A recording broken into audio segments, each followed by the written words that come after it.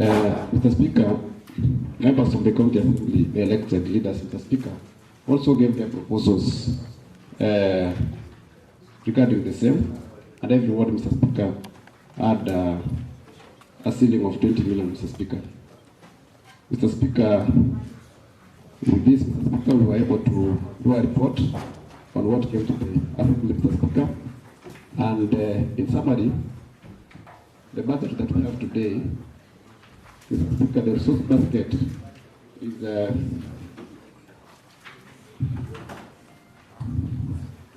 22 billion, Mr. Speaker, which is representing an increase of approximately 1.84 billion from the approved budget that we did, which was our second revised budget for the financial year 2025-2026. Mr. Speaker, the growth of this budget, Mr. Speaker, is attributed to a few factors, Mr. Speaker. Number one, there is increase in the equitable share, Mr. Speaker, which has gone to 10.7 billion, Mr. Speaker. Mr. Speaker, we also have an increase in the on-source revenue, which is projected, Mr. Speaker, to be at 3.71. But this one, Mr. Speaker, also entails that we are going to collect from FIF, the Quasco, and also the KTRS, Mr. Speaker. Mr. Speaker, we also have other grants, like KDSP2, that we're expecting to get about 352 million, Mr. Speaker. We have FLOCA, Mr. Speaker, and in this FLOCA, Mr. Speaker, we are also putting our own county contribution, and Mr. Speaker, we are expecting to get the highest, Mr. Speaker, funds from FLOCA this financial year. Mr. Speaker, we also have funds from the NAFCDP. Mr. Speaker, last time we had about 232 million. This time we'll be having 105 million, Mr. Speaker. Then we have DREHS, Mr. Speaker. This is a new one which has come, Mr. Speaker. It's about the figure for that, Mr. Speaker, is 77 million. Then, Mr. Speaker, we have UPG and community health promoters programs, Mr. Speaker, which will be running. So, Mr. Speaker, I want members to look at page number 9. And that page number 9, we can be able to see the total amount which we are expecting. Mr. Speaker, if we begin from page number 7, we can be able to do a comparison on what was submitted, Mr. Speaker, in this House versus the final budget that we're expecting. Mr. Speaker, when the budget was submitted in this House on the month of April, Mr. Speaker, we had projected to get equitable share of 9.93, but Mr. Speaker, there was an increase to 10.7 billion. Mr. Speaker, that things have remained constant, Mr. Speaker. And then there is finance for locally led climate action program, county climate institution support, Mr. Speaker, which was 160. The entire amount has been deducted. But we also have other gains, Mr. Speaker, in that FLOCA, which is amounting to close to 460 million, Mr. Speaker. Mr. Speaker, KDSP1 is 36, then KDSP2, Mr. Speaker, is 352. Mr. Speaker, things have remained the way they were submitted to this House, Mr. Speaker. Mr. Speaker, in the recurrent expenditure, the total recurrent expenditure for the financial year 2026-2027 is expected to be 14.03 billion, representing an increase of approximately 1.6 billion from 12.43 billion, which was approved, Mr. Speaker, in the financial year 2025-2026 second revised budget. Higher allocations, Mr. Speaker, have been set aside for the social sectors, again demonstrating an emphasis on the councillors and offering service to the public, with the largest share of recurrent resources directed towards healthcare and core service delivery units. Mr. Speaker, the Committee of Budget made the following adjustments to the current expenditure. Number one, Mr. Speaker, the Executive Office of the Governor, there was a deduction of 1.26 million.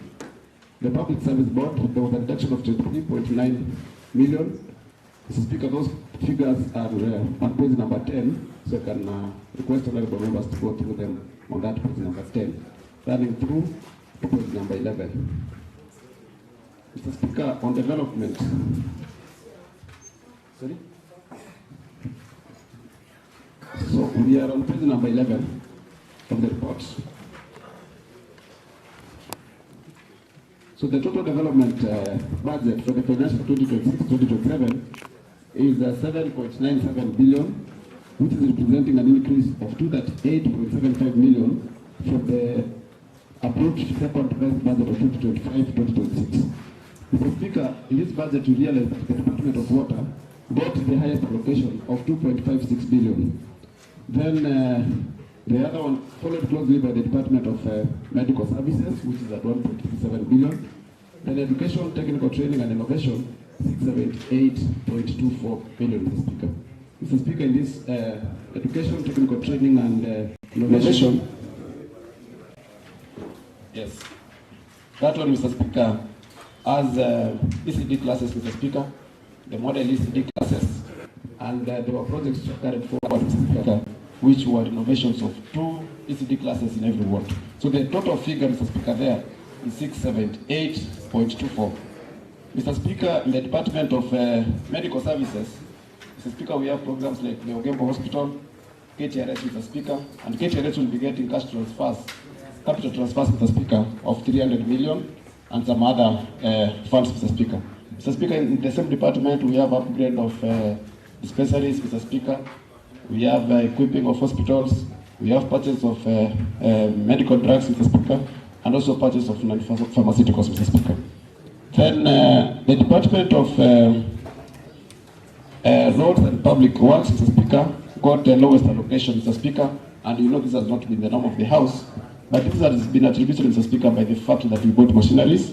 So the machineries will be doing most of the roads, Mr. Speaker, and therefore we do not have a single allocation for a road, but we have allocations for purchase of maram, fuel, and also maintenance, Mr. Speaker. Mr. Speaker, overall, the financial year 2026-2027 development budget reflects an increased funding towards social sectors like water, health, education, and social development sectors with a development expenditure ratio of 36%. So, Speaker, then it means we'll be doing 64 for current.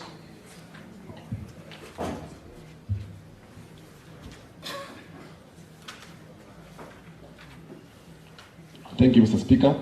Mr. Speaker, then it means we'll be doing 64 for recurrent and 36% for development. And that, Mr. Speaker, will surpass the 30% we should be going to develop, because it should be at least 30% for development. At 36, Mr. Speaker, we are doing well as a county. Mr. Speaker, the summary of the development expenditure is indicated on page number 12. But most of the things, Mr. Speaker, I've mentioned them. But members, you can go through them and see exactly what is there. Then, Mr. Speaker, before I come to the County Assembly, Mr. Speaker, I want to inform members that the ward-based adjustments were captured well. Mr. Speaker, those ward-based adjustments are with the annex, which is on page number 17. You can see page number 17. It has those annexes. And Mr. Speaker, like Tobacco Ward made some adjustments. It is there. Marani Ward changed from facing Siaka dispensary to facing and equipping Marani Ward office. Boitangare removed development of Rio Vara and Yabuno TBC. And another 2 million for infrastructure development at Nyamabundo Coffee Factory. Is it making sense, Chief? Is your adjustment making sense? Page number 17. In Moticho, Mr. Speaker, Moticho had submitted is 20 million, but one was not captured. That was the construction of a ward office at 4 million, so it was reinstated. Mr. Speaker, some of these projects, all the adjustments that honorable members made, Mr. Speaker, are well captured in the annex. So it is running from page number 17, 18. So where you feel you have a concern, you can sit and you raise a concern thereafter. So they are running through, Mr. Speaker, to page number 23.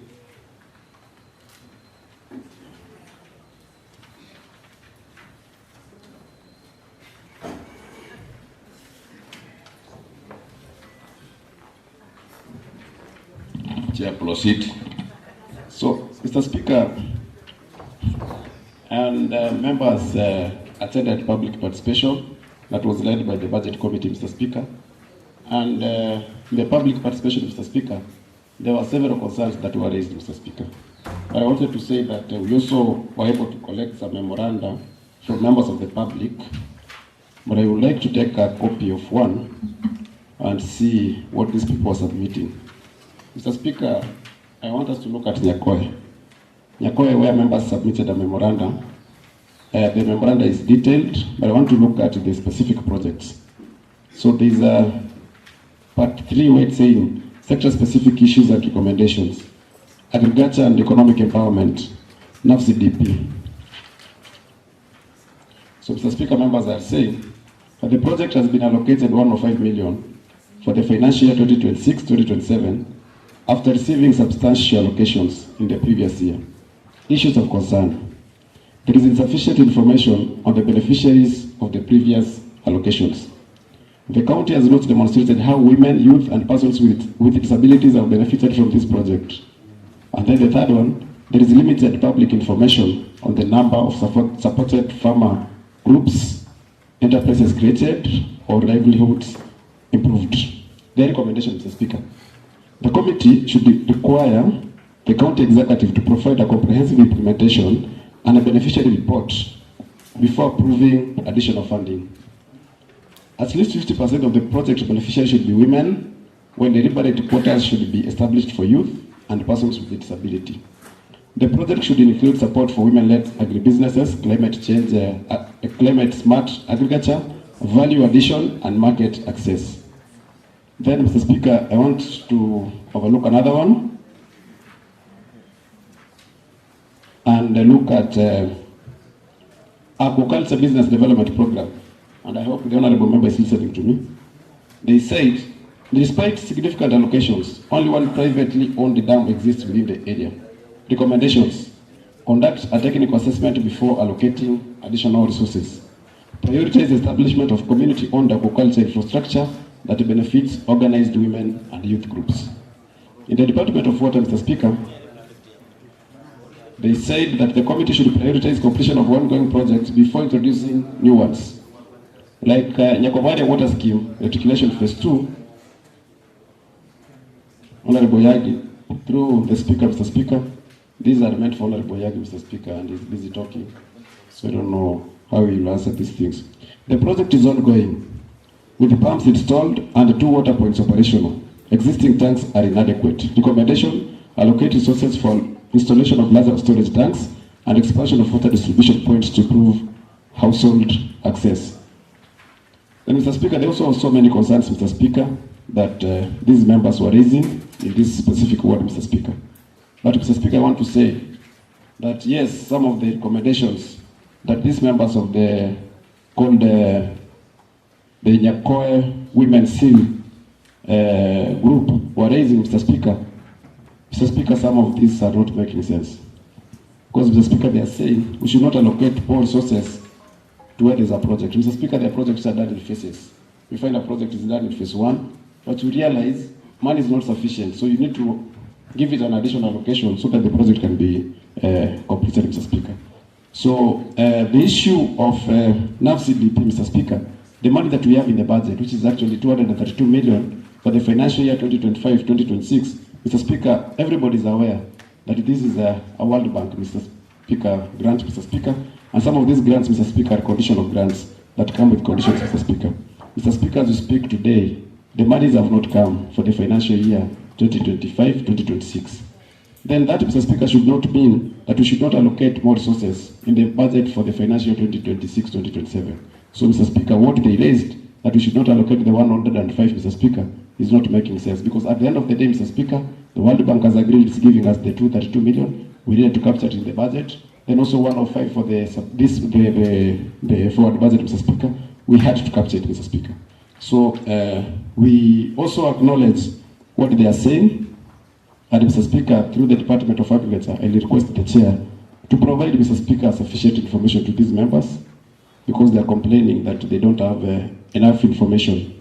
And also, Mr. Speaker, to ensure that people living with disabilities and women, Mr. Speaker, are given a priority. Mr. Speaker, those ones will be considered. Mr. Speaker, some of these issues, again, Mr. Speaker, it seems these people sat in a place and they wrote almost the same things, Mr. Speaker. For example, in Kegogi, I can read one where they are saying that Nyabilecha Spring received an allocation for the financial 2025-2026, and the spring has not been implemented as reported. They recommend that the project be prioritized for immediate implementation, that the responsible department provide a clear explanation of the delay, and also the community members be involved in project monitoring to enhance accountability and quality assurance. Then they also raised a concern, Mr. Speaker, on the Nyakora solar lighting project, where they said that the Nyakora solar lighting project was allocated funds in the current financial year, but has not been implemented, despite its importance in improving public safety, business activities, and security. We therefore request the project to be retained and funded in the financial 2026-2027 until completion. Mr. Speaker, that is making sense, because the high mass, Mr. Speaker, that were put in the budget, Mr. Speaker, the contractor has not come to site, but he will be on site soon. And all the projects, Mr. Speaker, which have not been paid and which have not been implemented, Mr. Speaker, were carried forward to the next financial year, Mr. Speaker. So, Mr. Speaker, I can't, because of time, Mr. Speaker, we cannot be able to go through all these petitions, but I wanted to inform the public and also the members of the County Assembly that we acknowledge receiving memorandum by various groups during public participation. Mr. Speaker, we also have a report on what was collected during the public participation. In Gobasi, Nyamachi, Mr. Speaker, the ward office to be renovated to fix a leaking roof. They need to purchase furniture and also installation of electricity. Mr. Speaker, Borangi PAG primary borehole to be reticulated and a big water holding tank be constructed. That, I think, Mr. Speaker, is touching on Mheshimiwa Moracha, the leader of majority. I think he has done something regarding the same. Then they also proposed street lights along Borangi PAG, Itubedi Secondary. Mr. Speaker, in Sameta Mokwerero, they asked for renovation of office, a borehole to be reticulated at Kenyerere, and also street lights and a market shade at Kenyerere, which I think Mheshimiwa was already allocated. Masike West, the office, Mr. Speaker, does not have furniture, and they said it should be connected with water and electricity. Then the Gyonseri water project to be reticulated, and the Gyonseri, the 2.1 and 2 water projects to be proposed. Honorable Speaker, those are your views. Mr. Speaker, these issues are so many, Mr. Speaker. If you start reading, we might not finish, but members have copies of the same. The annex has been provided, and you can be able to go through them, Mr. Speaker. Mr. Speaker, but I can also, there is a concern, Mr. Speaker, where the members were saying that they are not facilitated by the county government to attend public participation meetings, Mr. Speaker. Mr. Speaker, this is an issue that we've raised here before, and it is really disturbing because you realize from the county assembly we did not have enough allocations. So, Honorable Speaker, it was really a big challenge going for public participation, bearing in mind that one had to pay for the hall seats, Mr. Speaker, and also facilitate members, Mr. Speaker. Mr. Speaker, like the executive, Mr. Speaker, where people went, members were given soda and bread. Mr. Speaker, it was really a big challenge for honorable members addressing hungry participants, Mr. Speaker. So, Honorable Speaker, I'm requesting that going forward, we look for a way, even if it means partnering with the executive, Mr. Speaker, to ensure that we also facilitate people who are attending public participation, Mr. Speaker. I think that is an issue that arose across all the centers, Mr. Speaker. And I can tell you, Mr. Speaker, it's only that my members, Mr. Speaker, are generous enough. They were able to facilitate, Mr. Speaker, some of the members who attended, Mr. Speaker, from their own pocket, Mr. Speaker, including Honorable Ware, Mr. Speaker, who normally crazy, Mr. Speaker, was able to facilitate people in a place, Mr. Speaker, which is not his home. So I want to thank him for that. Mr. Speaker, so members can go through these things, Mr. Speaker. Mr. Speaker, just a few highlights, Mr. Speaker. I'd like to inform members that we have 1.3 billion for infrastructural development, 500 million for purchase of medical drugs and non-pharmaceuticals. We have 300 million, as I indicated, Mr. Speaker, that will be capital transferred to KTRH, Mr. Speaker. Mr. Speaker, as you are aware, we have a serious crisis at KTRH. We don't have an oxygen plant. It's not working well, Mr. Speaker. So many other, Mr. Speaker, issues that are affecting our people. And that facility belongs to all of us. It's a facility which is helping us, Mr. Speaker. And as an assembly, Mr. Speaker, as a budget committee, we agreed it's wise we support the facility, Mr. Speaker. I'm aware the President promised about 1 billion shillings for improvement, infrastructure improvement in that place, Mr. Speaker. But Mr. Speaker, before that comes, health is devolved. We had to do something, Mr. Speaker. Then we have 250 million for purchase of laboratory equipment, and then 218.2 for CHPs, Mr. Speaker. 150 million, Mr. Speaker, for purchase of medical equipment. Mr. Speaker, I will also want to inform members that we have another donor, which is BRRHS, which will be giving us 77.8 million, Mr. Speaker. To date, Mr. Speaker, I don't know where the money will be going to, but I'm aware money will be coming to us. So I think it's also in issues of health. Then, Mr. Speaker, we had a governor's cap, and in the governor's cap, Mr. Speaker, we have an allocation of 50 million that will be to ensure that we have a county governor's cap, Mr. Speaker. Mr. Speaker, in also the Department of Culture, we have an allocation of 120 million for Nyamachi Stadium. And Mr. Speaker, we're also expecting to get a total of 1.46 billion from FLOCA, Mr. Speaker. And these monies, Mr. Speaker, you know what FLOCA has done before. FLOCA, Mr. Speaker, is doing the milk factory. FLOCA is doing bakeries across all the sub-counties, Mr. Speaker. FLOCA, Mr. Speaker, the monies from FLOCA, Mr. Speaker, have done, Mr. Speaker, water projects, Mr. Speaker, especially they are doing Narivari, they are some in Rubasi, Mr. Speaker, and also previously FLOCA has done water projects. As we speak, Mr. Speaker, we even have Kegogi benefiting from FLOCA in construction of water springs. Mr. Speaker, so our own contribution towards FLOCA, Mr. Speaker, will be 600 million, and in that special, Mr. Speaker, to receive 1.46. So, Mr. Speaker, if we get 1.46 billion, we intend to do more water schemes, Mr. Speaker, for our people. We intend also to do lighting, Mr. Speaker, across our wards, because we've agreed that if this money comes, every ward, Mr. Speaker, will have not less than 100 pieces of the street lights, Mr. Speaker. Mr. Speaker, as you are aware, we are doing that milk factory, and we have allocated 433 million, Mr. Speaker. Actually, it's in this current financial year, so we've forwarded the money, which will be in the equipping of that milk factory.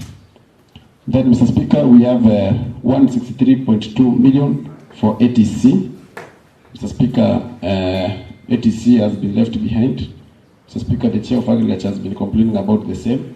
So we allocated money that will improve that place, Mr. Speaker, so that at least farmers can go and learn from that end.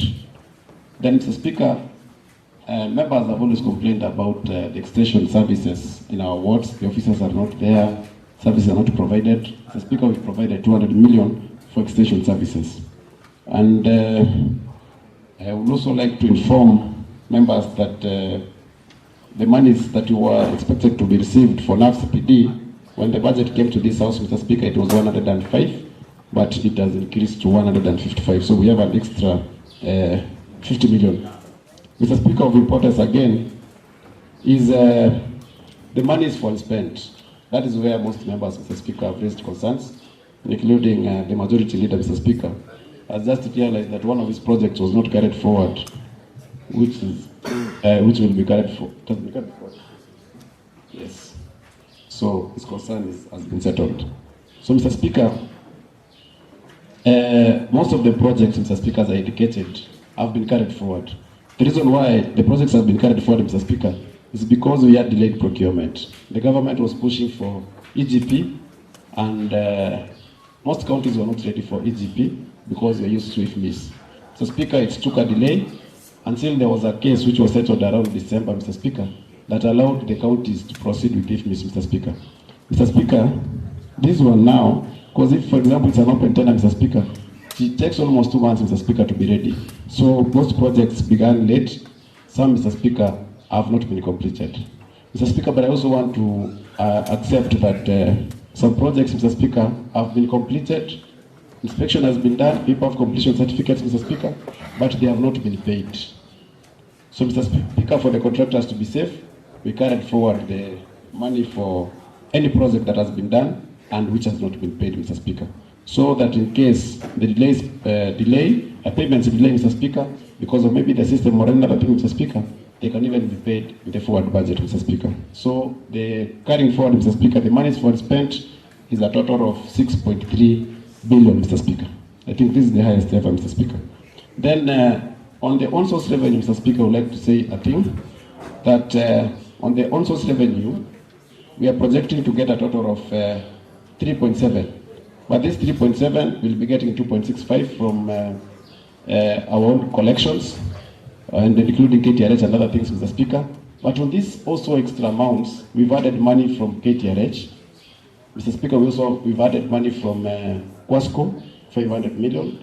Mr. Speaker, we've also added money from FIF, about 460 million, Mr. Speaker. So the total amount that we're expecting to get, Mr. Speaker, is 3.7.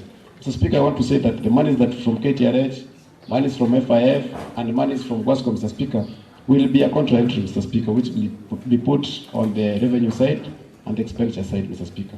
So that money does not mean the money from KTRS we can use it to do development, Mr. Speaker, maybe for water schemes or another thing, Mr. Speaker. It is just to balance, Mr. Speaker, and to attract funding. Because while people are considering allocating funds to counties, Mr. Speaker, there was a formula, Mr. Speaker, and the counties which had the highest revenue, Mr. Speaker, were benefiting. So the monies from KTRH and other things, Mr. Speaker, helped us to get more money, Mr. Speaker.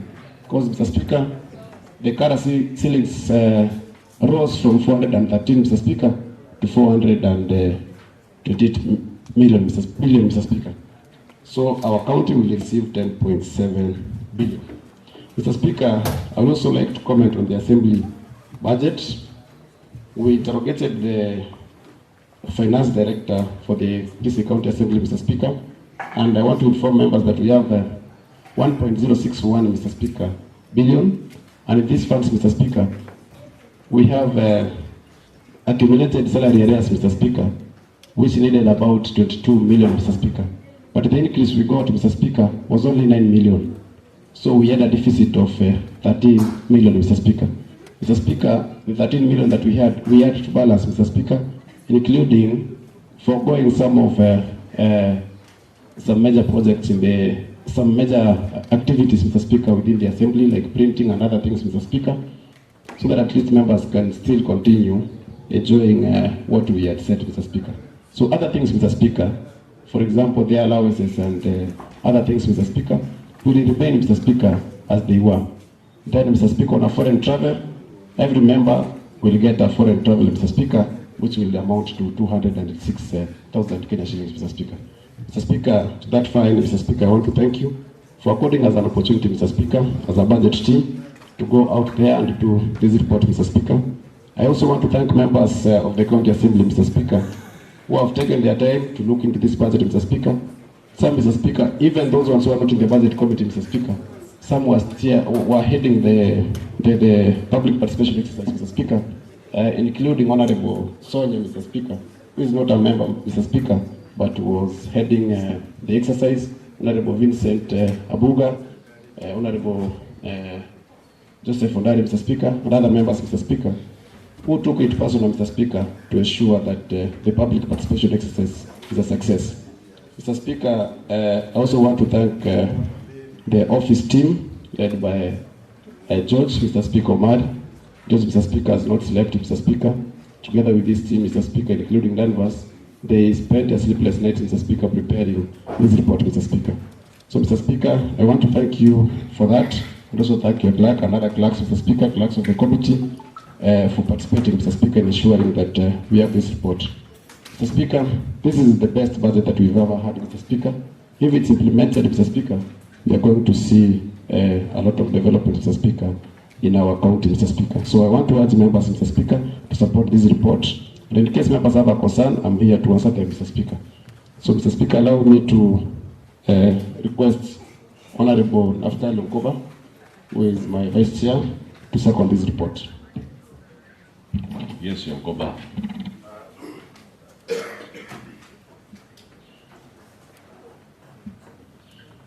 Thank you, Honorable Speaker, for giving me an opportunity to also be part and parcel of this report. Honorable Speaker, what the chairman has said is absolutely true, and my work is to second the report. Thank you.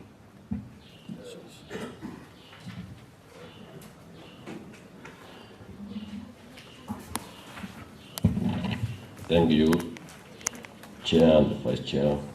Honourable members, I now propose that this House adopts the report of the Budget and Appropriation Committee on the Kisii County budget estimates for the financial year 2026-2027, tabled on Tuesday, 16th June 2026, in the morning sitting. Your time, members, to contribute.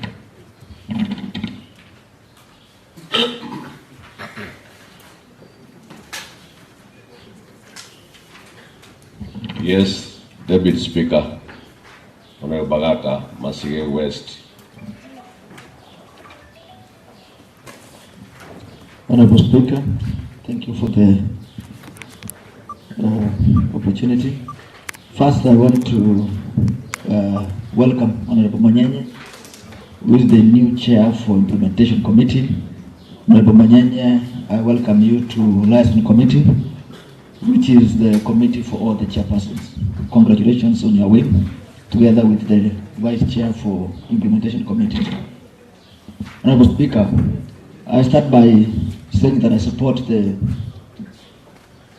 budget, the report itself, plus the budget as a whole that we are about to pass in this House. In the past 3 or 4 years, we have, as a county assembly, passed 3 budgets, and this is the 4th budget we are passing. I want to remind the honorable members that the budget before us is a budget that takes us to elections. Actually, this will be the second last budget we are passing, but the last one will be passing. We'll pass it for the 4th House to implement. But this one is our last budget in terms of implementation before we face the electorate for another term, for those ones who are going for another term, and for those ones who are moving to the MPs to proceed ahead. Honorable Speaker, in the past 3 budgets we have passed, we have concentrated mostly on the hardware.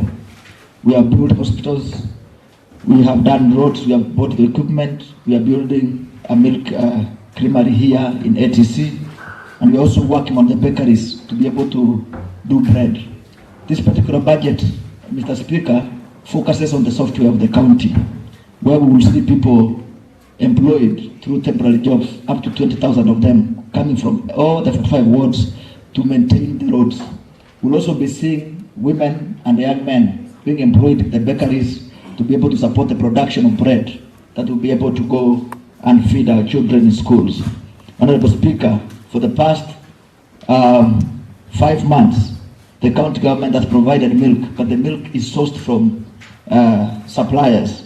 And now, the budget before us will see the implementation and the operationalization of the new creamery. That means farmers will now start receiving money for sale of milk. In Kisii, we have been known largely for production of tea and coffee. But going forward, there's a new activity called dairy farming. So you will see now farmers getting their milk, producing milk. This milk is transported from their homes, going to creameries in every sub-county, and then this milk now gives them money. We have been having a pay slip for the coffee, having the pay slip for tea, and now a farmer is going to get a pay slip for milk. So therefore, the budget before us provides an opportunity for employment directly to those ones who will be repairing roads, to those ones going to work in the milk factory, to those ones going to work in the Bodaboda sector, those ones who transport milk, but also provides an opportunity for a new economic activity, largely in the central province, now coming to Kisii, where farmers will start doing dairy farming, and their milk get to the creamery, and the children in our schools take that particular milk.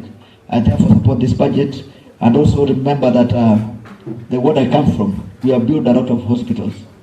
But these hospitals have not started to operate because we do not have health workers. The budget also has an aspect of employment of nurses and doctors, who then will be able to be allocated those facilities that we have been able to build for the last 2-3 years to start now bringing services closer to the people. I look at this budget as not only a transformative budget, but also a budget that is going to help our people to move from their poverty levels to be at least have income that will be able to sustain them as we walk along. Honorable Speaker, my ward is not left behind. We built one of the biggest mother and child hospital in Riyabo in Masigi West. This hospital requires 3, 4, 5 clinical officers and medical staff. And therefore, once this budget is passed by this assembly, we'll see that particular facility starting to help our mothers around that area in Riyabo, Mosaria, and also Nyambisia dispensaries. I've also seen that our members of the public, during the public participation, raised concerns on the office, the ward office. I was very comfortable, Honorable Speaker, to sit in those old chairs in my office, but the members of the public have also proposed that if it is possible, we'll be able to keep those offices so that the MCs sit in a proper office to be able to serve our members. Honorable Speaker, one of the biggest transformation that has come to our county and helping our parents is also the bursaries. As you have seen in the past year, most counties have not been able to get approvals to do bursaries. But this county, the county of Kisii, has increasingly from year one given bursaries of 3,000 to every child, and now that was at around 245 million. This year we ended at 345 million, having every ward receive 7 million. I have contended that, yes, 315 million. Honorable Chair of Budget, in the budget committee, I saw him crying and saying even the 7 million is not enough. He had even to get his own budget that is allocated towards to add to bursaries, because for sure education is one of the equalizer in our society. And therefore, I want to thank His Excellency the Governor from the executive side for being able to look at the project that are able to assist our people as we do equalization through our own budget that we do every year. Honorable Speaker, I support the budget is made for this year. Yes, Honorable Bwadi.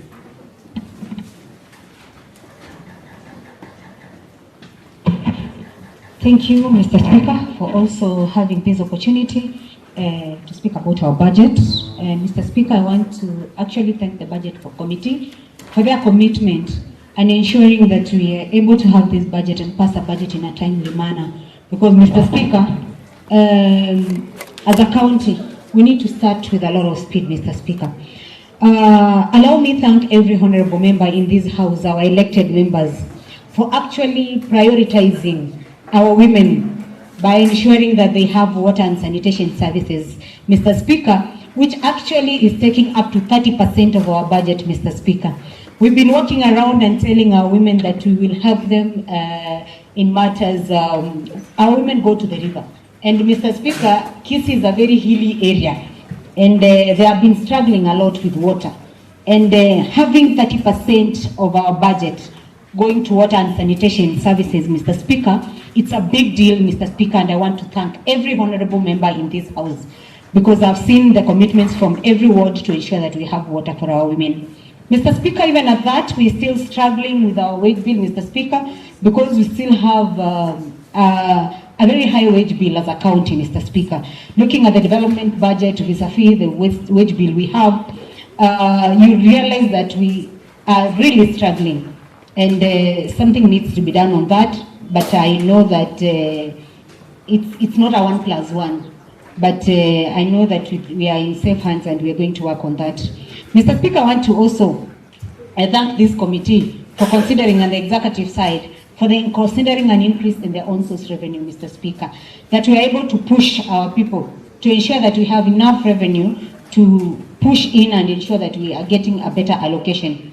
However, Mr. Speaker, it's important that every member in this house commits from the committees that we serve, Mr. Speaker, to push the executive side and ensure that all the projects that have been put in the budget are done in a timely manner, Mr. Speaker.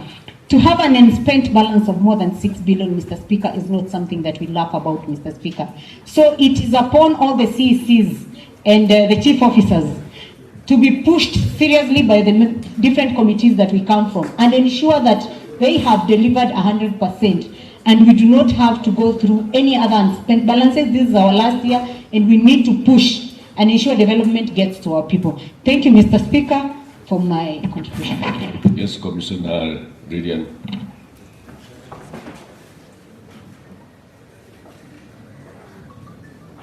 Honorable Speaker, for this opportunity.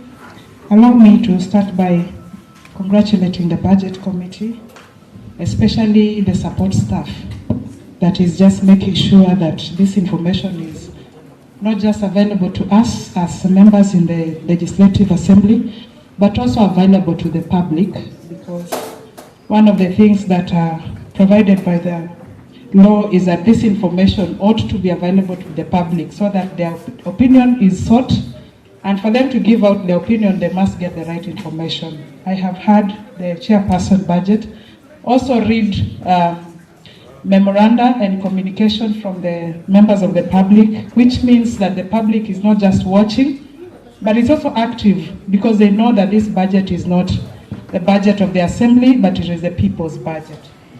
Honorable Speaker, while we celebrate the milestones we have, one of the greatest milestones I want to celebrate is the fact that the people of Kisii County have realized that this budget belongs to them.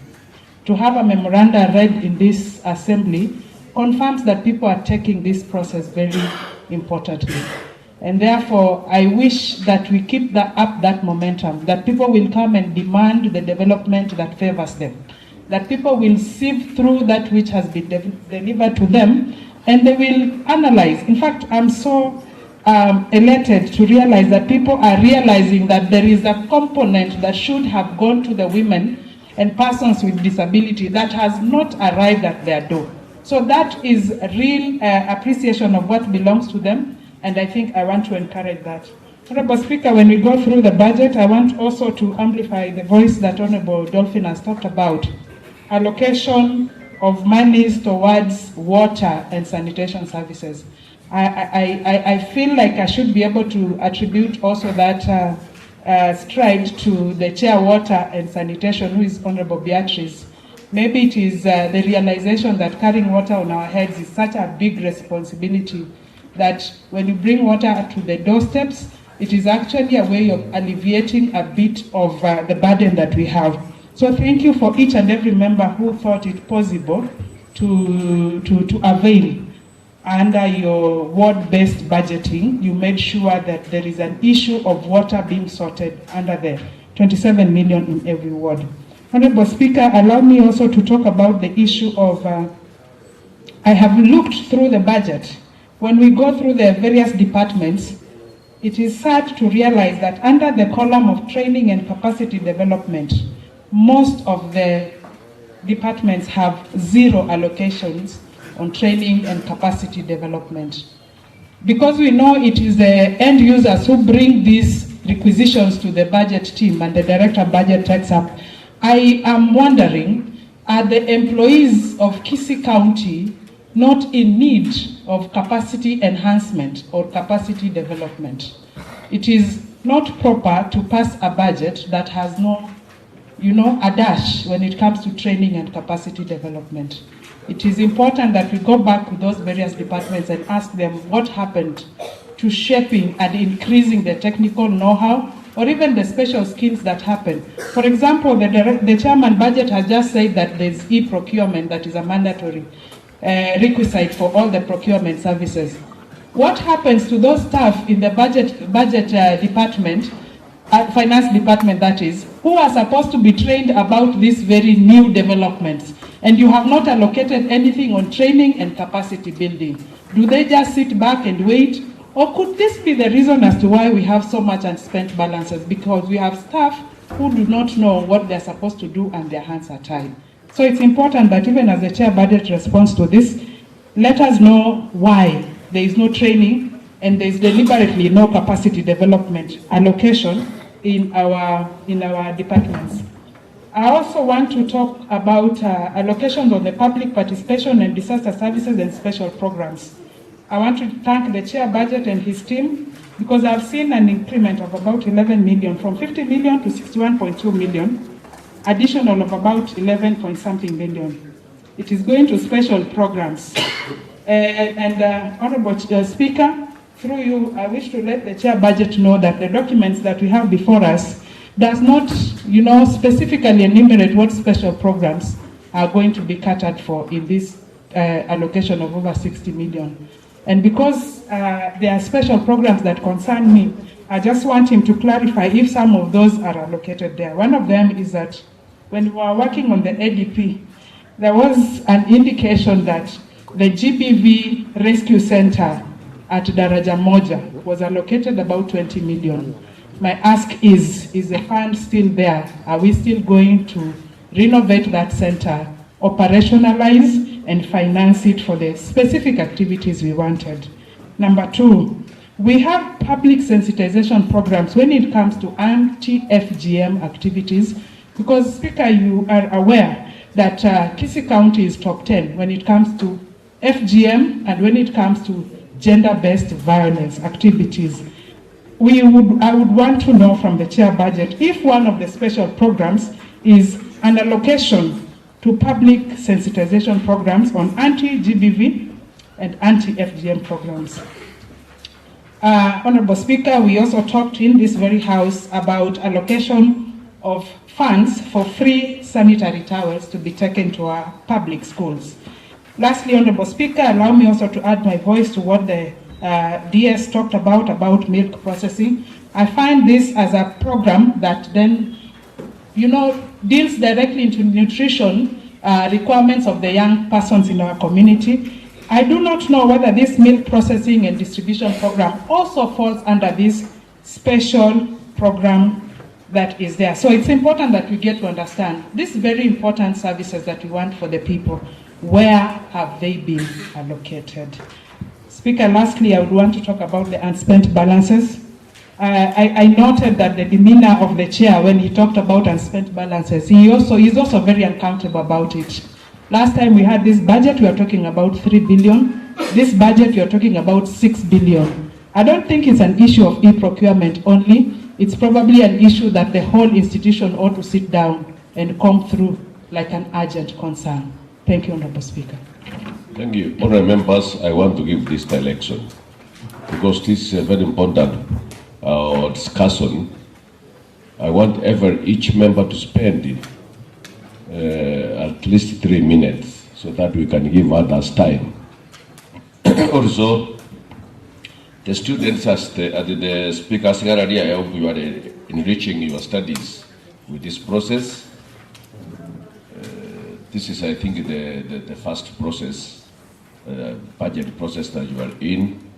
Just you need to start something. Members of the 40th State feel most welcome. Thank you. Thank you. Kiogoro, Honorable Walter.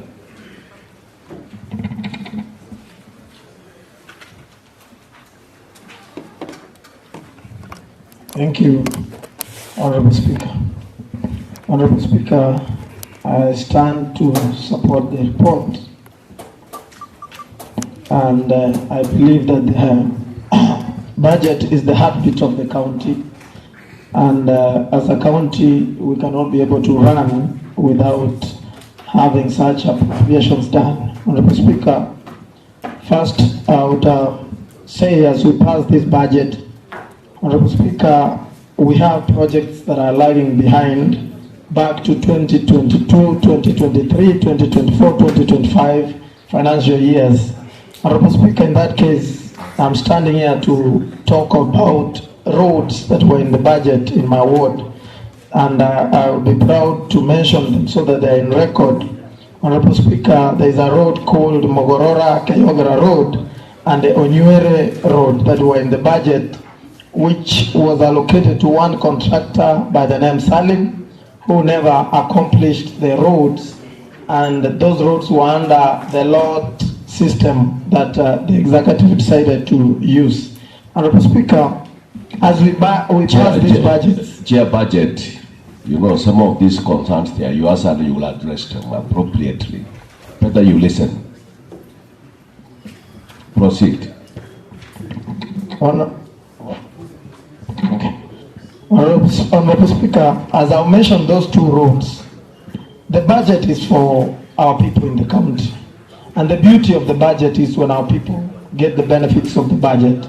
We could be passing budgets here, but if they are not implemented, Honorable Speaker, then it's a waste of time because our people are paying tax and they should feel the beauty of the budget. Honorable Speaker, I take also this time to congratulate the new implementation chair, Honorable Monyenye, who has taken over from Honorable from Ichuni, who mysteriously lost his position after falling sick. Honorable Speaker, I want to encourage Honorable Monyenye that there is this sensitive part of implementation that you should take seriously. We need to do these projects so that our people will be comfortable and feel that indeed the tax that they are paying is being utilized for them to use. Honorable Speaker,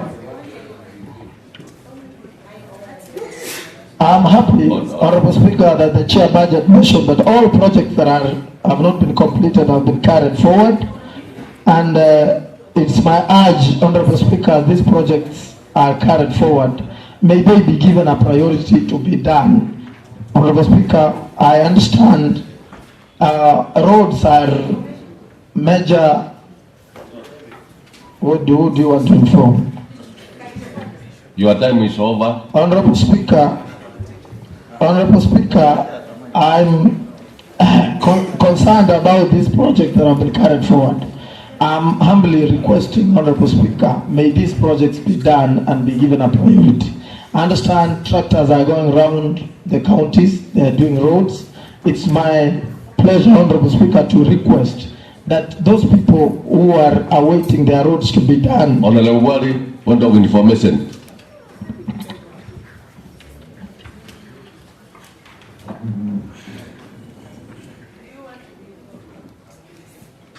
Mr. Speaker, as a member of the implementation committee, allow me inform Honorable Walter. We have our media here, and I do not want wrong information to go out as a committee member, that a member was mysteriously removed from a committee because they were sick. Mr. Speaker, it was a decision of the committee to remove the chair implementation, and that was done by the members of this committee. And it was not because the member was sick, Mr. Speaker. We had valid reasons. Thank you for the information. Honorable Chimi Tabaka. No, your time is over, Honorable Walter. Honorable Chimi Tabaka.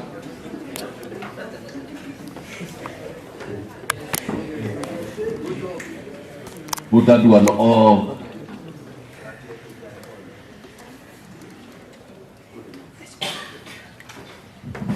Thank you, Mr. Speaker, for according me the opportunity from the onslaught. I want to support the report and I thank the Committee of Budget and Appropriation for the work well done.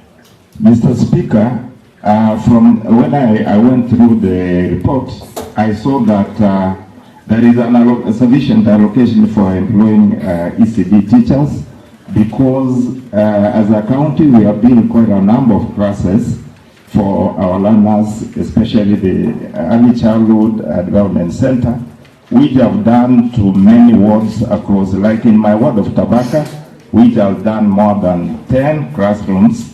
These classrooms need teachers.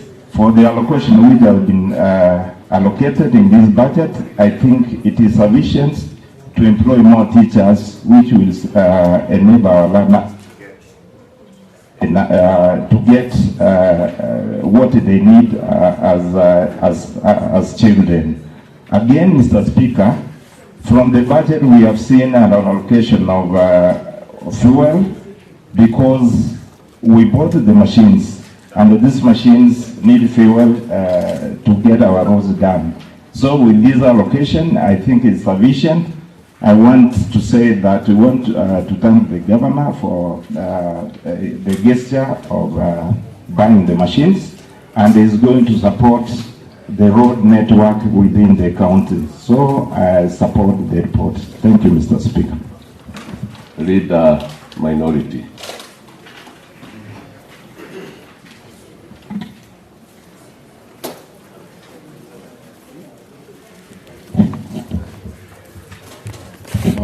Thank you, Mr. Speaker, for this opportunity to contribute to this very important document tabled by the able chair. And today, Mr. Speaker, if you look at his haircut, he is very smart and is not even listening to what I'm saying.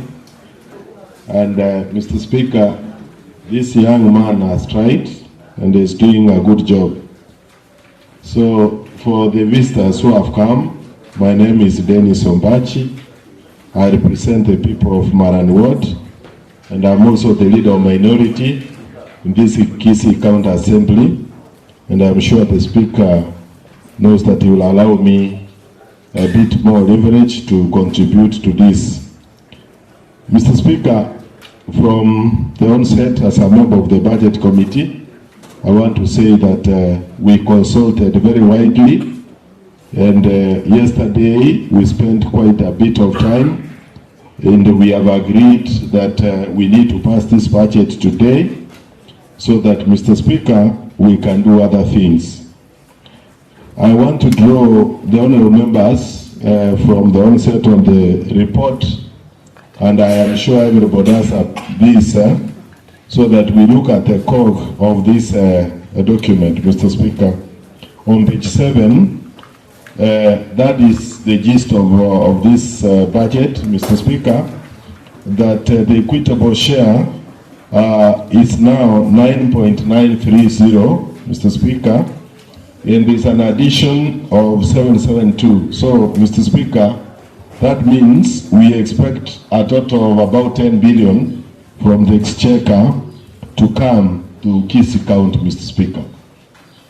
I remember when we started the county in 2013, we had about 5.8 billion, Mr. Speaker.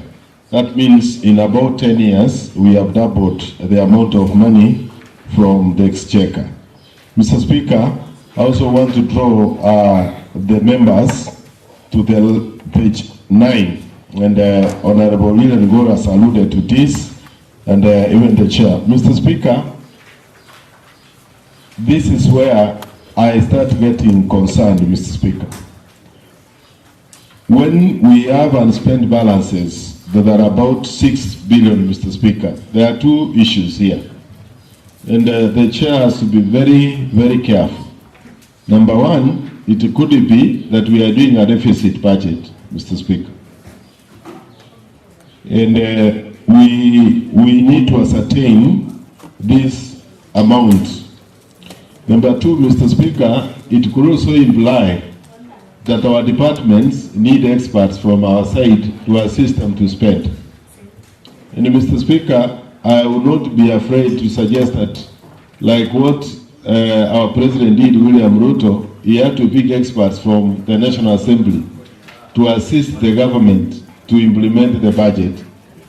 And that's the CEC for Finance, you know, is a member of Parliament. And Mr. Speaker, we can also get some experts from here, and I can be able to loan them my chair of welfare, who is a known accountant, who can be able to assist them. And Mr. Speaker, on the implementation on government business, because I can see a gap, we can also loan them Honorable Jacob Bagaka to become the Prime Cabinet Secretary to assist to implement, so that we do not have a big gap like this, Mr. Speaker. So if Governor, my friend Simba Arati, requires experts, we have two experts here who we can give. We could have also given the chair budget, but we need him here to assist the leader of majority, Mr. Speaker. So we can be able to assist them. The second aspect, Mr. Speaker, I want the members to note, this is a dangerous trend, Mr. Speaker.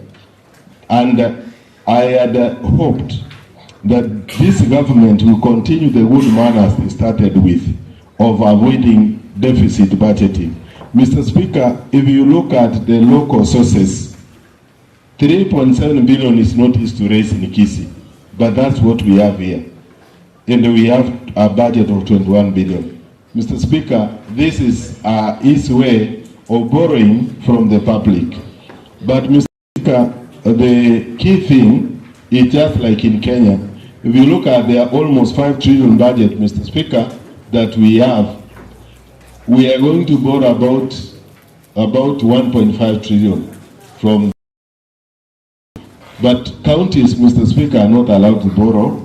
So we have to find a clever way of covering this. So, Chair Budget, I want you to be very keen on this. And as a budget committee, we may need to delve into these details to see how this is going to happen, Mr. Speaker. The second aspect, Mr. Speaker, I want to allude to the members. Honorable Jacob Bagaka said this is our third budget, Mr. Speaker, in terms of passing, but it is the fourth budget, Mr. Speaker, we are going to pass. But this, the fifth budget we are going to spend. Because, Mr. Speaker, as we arrived here in 2022, September, we had a budget of 2022-23. Mr. Speaker, the first budget we passed here was 23-24, then we have passed 24-25, and 25-26. And Mr. Speaker, now we are doing 26-27. This is the fourth budget, Mr. Speaker. And we are also going now, this is our final budget that we are going to spend as a House and as a government, Mr. Speaker.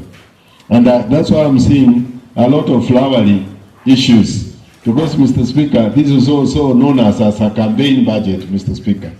The governor has to go out there and make it possible for people to see the government activities. My prayer is that the equity principle is applied, that across all the wards, Mr. Speaker, the money will be seen to go.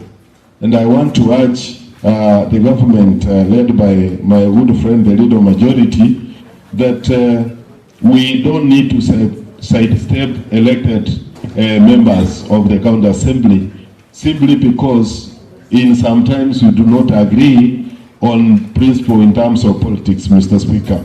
These are elected people, and when we have issues of consultation, we need to consult. Mr. Speaker, very quickly, I want to draw the attention of members to the activities now, after we have done with the income. Mr. Speaker, if you look on page, the next page, which is it 11, Mr. Speaker,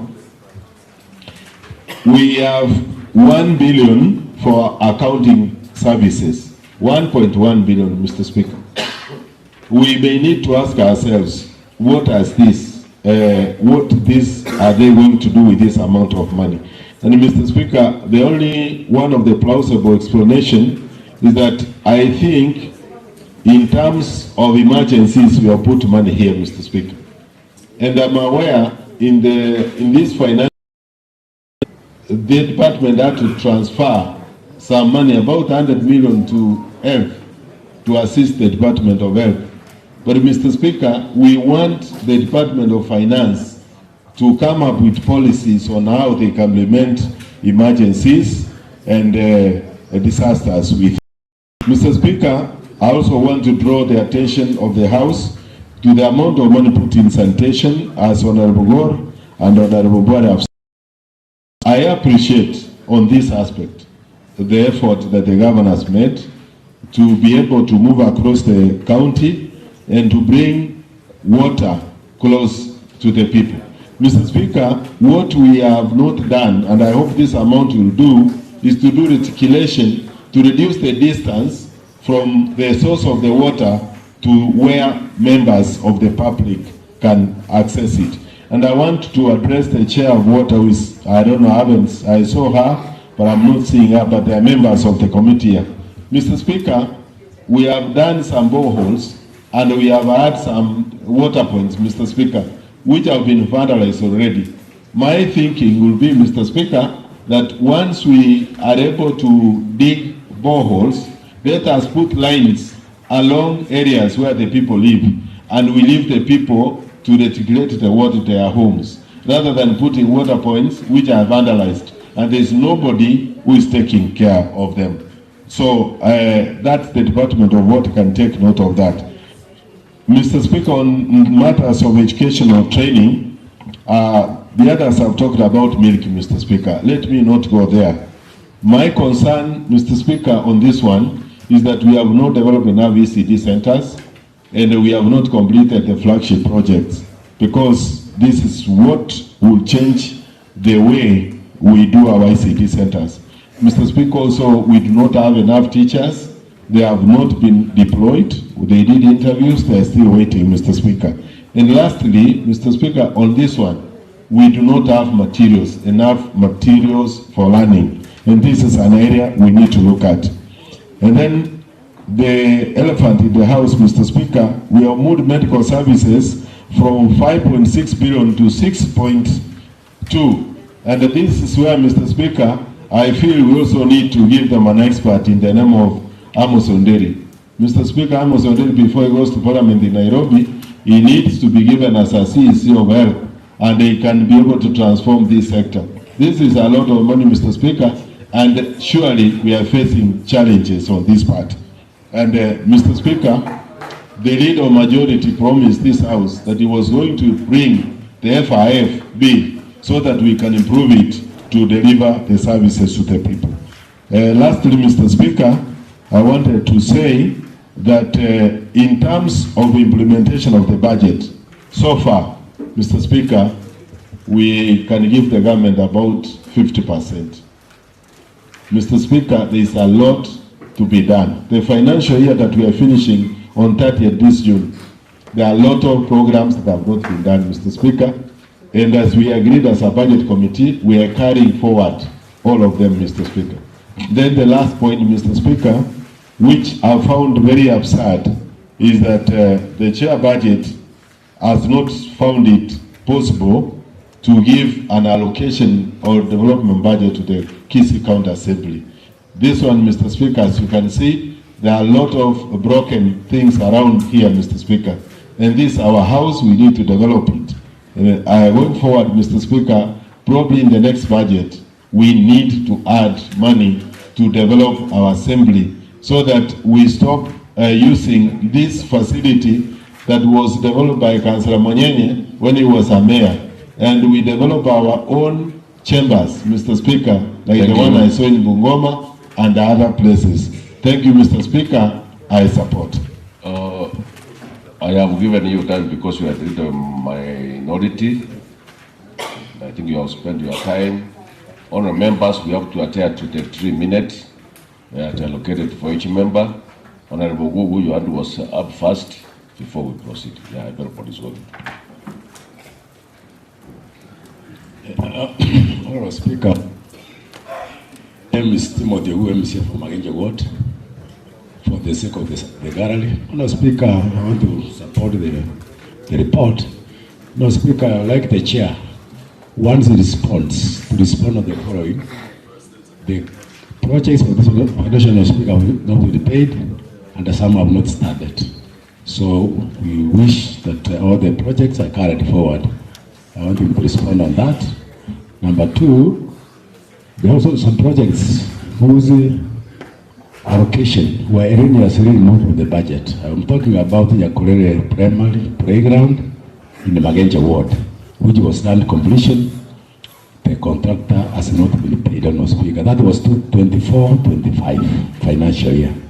And Honourable Speaker, the third item I'm concerned of is public participation. Look at the last page on Bachoga Church. It's as if there was no public participation. I don't know what happened there. Number two, Honourable Speaker, my old sub-county at the Kenyanya. Also, when I look at it, it's as if there was not much down there. Honourable Speaker, next budget I will ensure that I attend and find out why there is a serious problem on the public participation, and also Machoga Church, as I've seen from this report. Honourable Speaker, those concerns I have on the carry forward, and I support Honourable Speaker. Yes, Honourable Daddy, for attending. Mr. Speaker, thank you. First of all, Mr. Speaker, I want to take this opportunity to also thank the Budget Committee for what they have done. I have only about a few concerns, Mr. Speaker. What Honourable Wu has said, they carry forward. When the chair stands, he explains on the carrying forward of the projects which had been procured and the other projects which had not been procured. Like Mr. Speaker, I have a copy of the projects in my ward which had not been procured and others procured, and I will hand over the copy to the chair so that he can. I've given them a chair. Chair, I've given you a copy already. But my concern, Mr. Speaker, is that if you go to page 13, Mr. Speaker, I did have some amendments I wanted to make in the municipality of Ogembo because I come from there. But Mr. Speaker, I've seen the 17 million which was proposed to be there in Ogembo, Mr. Speaker, they have removed and it's now zero. I want to thank them very much, Mr. Speaker, for the work they are doing. Thank you. One time, God will cry with the people of Ogembo. If you can remove from a small municipality which is starting, and you remove money completely from their development, not even a single cent for the municipality of Ogembo. Mr. Speaker, I have given my proposals, but I want still to say thank you for the wonderful job you are doing. Thank you very much. Honorable Amos, Rita, you will speak later.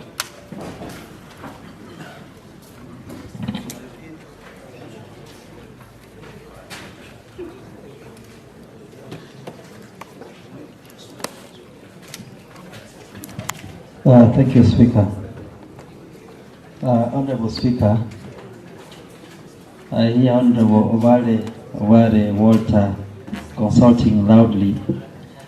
Honorable Speaker, before I even begin to make a presentation to this House, I had suggested before in this House, with the gadgets that are available at our disposal for communication, Honorable Speaker, there is a way these gadgets are designed in such a way that anybody who intends to speak and make a contribution, Honorable Speaker, is able to make his microphone continue blinking until such a time, Honorable Speaker, when you will be able to choose on that person to speak. Honorable Speaker, I did suggest last time that you get the people who installed these gadgets so that members do not keep on raising the hands, Honorable Speaker. It doesn't look parliamentary for honorable members to raise up hands on the floor of the House. Their microphones can speak for themselves. Honorable Speaker, I have a few things to say. And first and foremost, I want to thank the Committee on Budget led by the Honorable Enyaroro Otachi Peter.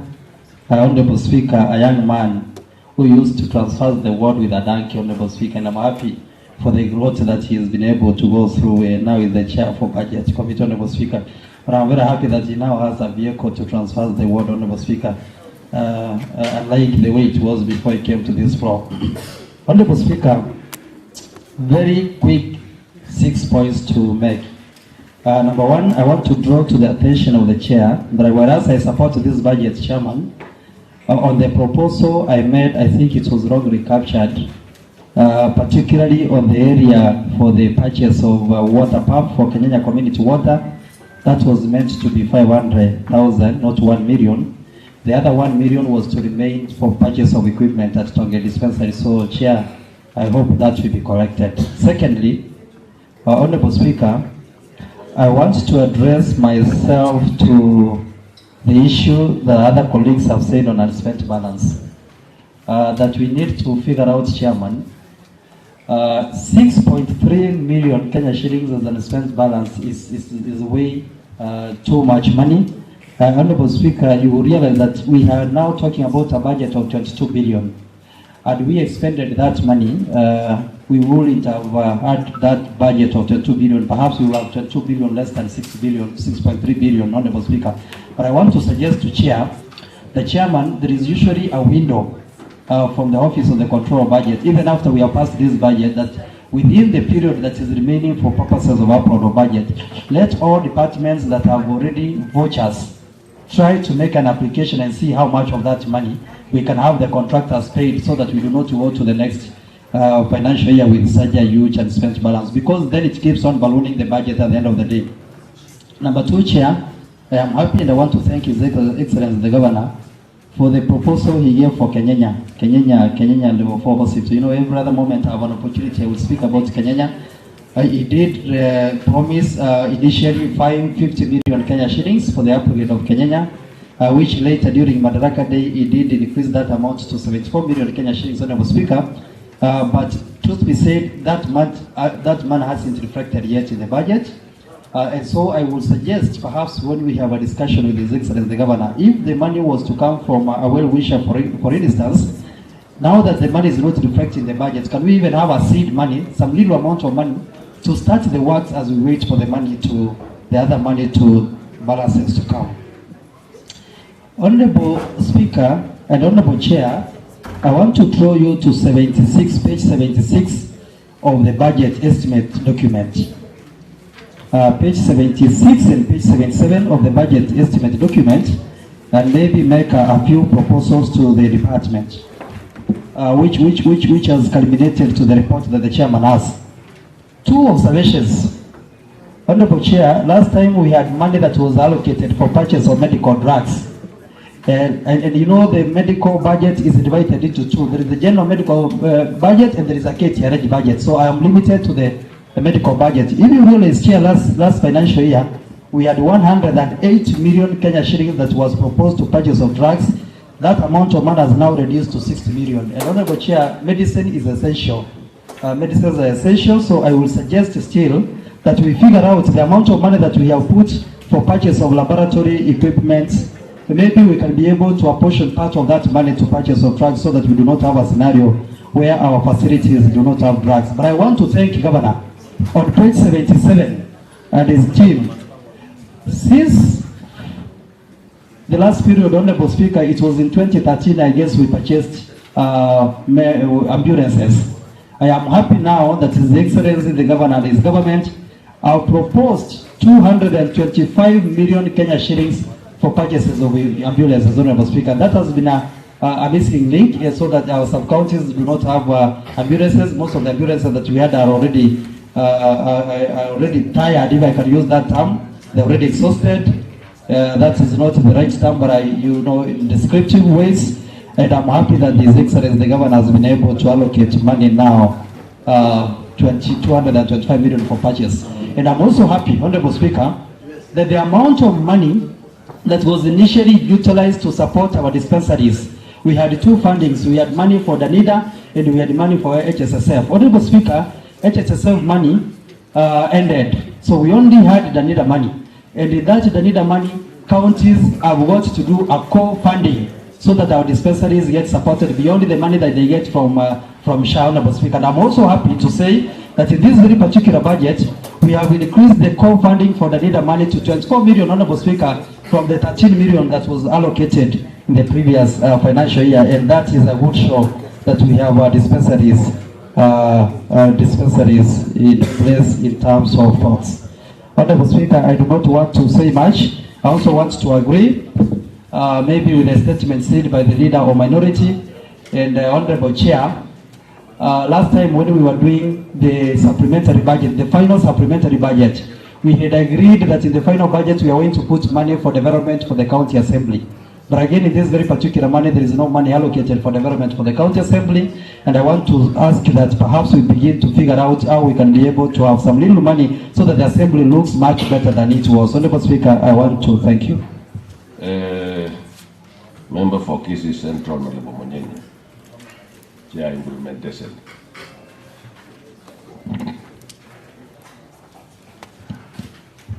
Thank you, Mr. Speaker, for giving me this opportunity. First, because of the people of Wood Kenya system who are in the public gallery. My name is Honorable Wilfred Monyenye Yoge. I am representing the Wood people of Kisii Central Ward. First, Mr. Speaker, I want to support the document. I want to support the chair budget, the young man Otachi, for the good work you have done. First, Mr. Speaker, I want to thank all members of this county assembly and the members of the Committee of Implementation to give me opportunity to be the chair of implementation. First, I want to thank all of you and I will do my work with my all experience. I had my honorable member of Kiogoro to say that the work of implementation, we are sleeping. Now we are on your toes. We can do the work properly. First, I want to thank you, all of you. Secondly, I want to give my special thanks to Honorable Musiondeli. When I was sick, me and my family said that, Honorable Ondeli, thank you for taking me care when I was sick. And I want to say that all of you, thank you for praying for me. Now I am strong. I will do the work which you have given me as the chair of implementation. Thank you.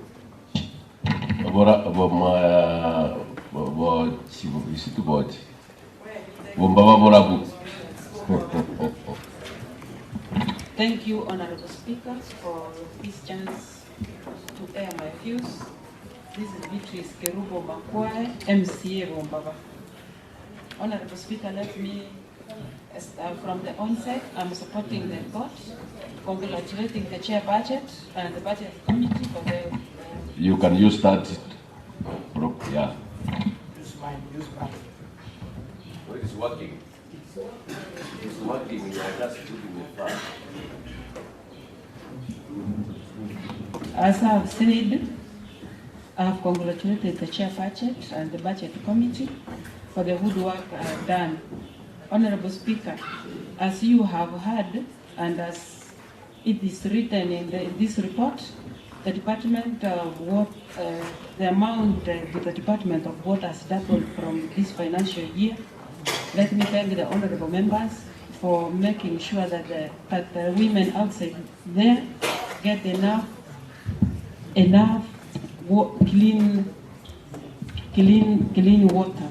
Also thank my department, that is the Department for Water, for ensuring that these projects are done and in good time. Honorable Speaker, let me say this to the chair budget, that in the projects be carried forward in my ward, I would like to make the following changes because the projects have already not been procured. I have again the water borehole of 1 million. I'm changing it to 4 water springs. This the borehole reticulation was not procured because there was no enough amount of water. We also have Riovonyo market of 1 million. There is no land at the Riovonyo place to build the market, so that 1 million should be taken to the construction of 2 border sheds. Gisawaka dispensary had 3 million for its completion. The money was removed. I have already bought the equipment for the starting of the dispensary. May that money be reinstated. I also had Matongo Mokara watched in the road, which was not done. Let that money go to making of a culvert at Mokaranya River. Thank you, Honorable Speaker. Leader majority.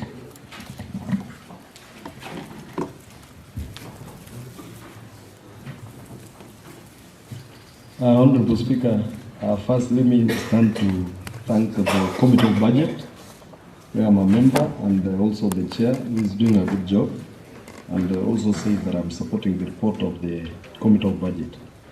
But I'm wondering, Honorable Beatrice, even if you give him another chance again, she will change. She's been changing since last week. She has just finished now to change, and I support. That's your comment. Don't worry. Chair budget is taking your note. I supported that the chair budget also takes care of the changes of Honorable Beatrice so that she can be comfortable. Honorable Speaker, I also want to support the report first, and also inform the chair budget that as long as he has carried over the projects which have been done, done by contractors, Honorable Speaker, he forgot also to carry forward the project from my ward chair budget. There is a project by the name Nyamware Gioka Dispensary Road, of 3.4,086,380 shillings. Make sure it's carried forward along others which have been carried forward for them to be paid, Honorable Speaker. Honorable Speaker, somebody mentioned about the FIF Act and the KTRH Act that I promised to bring to this Honorable House, Honorable Speaker. I left that the budget to be done. I promise Honorable Speaker that next week I'll table the document so as we go to recess, Honorable Speaker, the various committees to talk about the act. When we come back, Honorable Speaker, we pass the report, Honorable Speaker. Honorable Speaker, Honorable Lillian God asked about the FGM, about the sanitary free pads which are given to schools. We talked to His Excellency the Governor. He promised that let him be finished with the milk factory. He will do something to bring up a processing plant, maybe in one of our VTCs, so that we can produce our own sanitary pads and give to our students and Kinamama. So His Excellency is up about it, Honorable Speaker. And also, Honorable Speaker, I also want to inform members that we are up and running as a county, Honorable Speaker. You saw, like I saw yesterday, Honorable Barre, Honorable Baus, Honorable Mukaya, they were on media, Honorable Speaker. Honorable Boss was giving his 30 roads that he gave Honorable Speaker to be done. And when you calculate, Honorable, I was sharing with my good friend Honorable Barre this morning that 30 roads, then if you calculate 2 kilometers per load, that is already 60 kilometers. And as a government, Honorable Speaker, we had said every member of the county assembly to give his 20 kilometers of road first we start with. So I'm urging these members, and I'm urging Honorable Boss, who is my good friend, let him bring first out of the 30 roads, let him choose about 10 which are about 20 kilometers. He brings them up to be done. So, Honorable Speaker, the Governor is up and he will do roads in all 45 wards without discrimination. We are only asking members and urging them that this is the right place to speak from. If you have 30 kilometers, 30 roads, reduce them to 10, choose the ones which are pathetic, about 20 kilometers, give them out so that they are done. And if you do not do that, Honorable Speaker, the executive will be forced to go to the common mwananchi, Honorable Speaker, to pick those roads from there. So I'm urging honorable members, those ones who have not submitted the roads, kindly you go ahead and give them to the various committee and the departments so that you can give executive easy time to do those roads, Honorable Speaker. And I'm urging members that, Honorable Speaker, there is no ward in Kisii County out of the 45 wards which will be left out from the roads, Honorable Speaker. So Oyagi and others, Honorable Speaker, your interest will be taken care of, and we have to make sure that people get equal services, Honorable Speaker. Honorable Speaker, lastly, I want to urge members that it is now the last year that we are going to do things in the last phase, Honorable Speaker. Let us be tolerant to each other. Let us talk to each other in good faith. Let us agree. We'll disagree to agree, but Honorable Speaker, I'm asking members, especially the elected members, let us come together, let us work together, let us see if there is a problem, let us face it so that we work for our people, so that we can be elected back, Honorable Speaker. And there are those ones who are going for their MP seats, Honorable Speaker, we wish them well. But Honorable Paradiso here, Honorable Speaker, said that honorable members, Honorable Speaker, have eaten money. That they give 5 kilometers, there they give 2 kilometers. Him is very thorough in doing his job. We wish you well, my brother, in your MP aspirations. But let these honorable members be saved from that anarchy of common mwananchi, saying that Honorable Yagi, Honorable Muracha, Honorable Teresa has eaten money while the Honorable Paradiso is doing a very good job at Ogembo. That is why the good committee of budget said that we have given you a lot of money in the budget in Ogembo and other places. So you see yourself to be doing a very good job. and the budget of committee saw it better, Honorable Speaker, to do what it did so that we can be equal, to be seen working the same way. Thank you, Honorable Speaker. Honorable Cullen for 3 minutes, actually 2 minutes. Speaker, you are becoming biased. You said every member was supposed to talk for 3 minutes, and I've been carrying my hand up. First of all, Honorable Speaker, I want... Proceed. I want to just speak where Honorable Moracha, my leader, has left it, that we have been here for the last 3-4 years now. This is the last year, the budget that is going to effect and to determine most of our members whether they are going to be re-elected.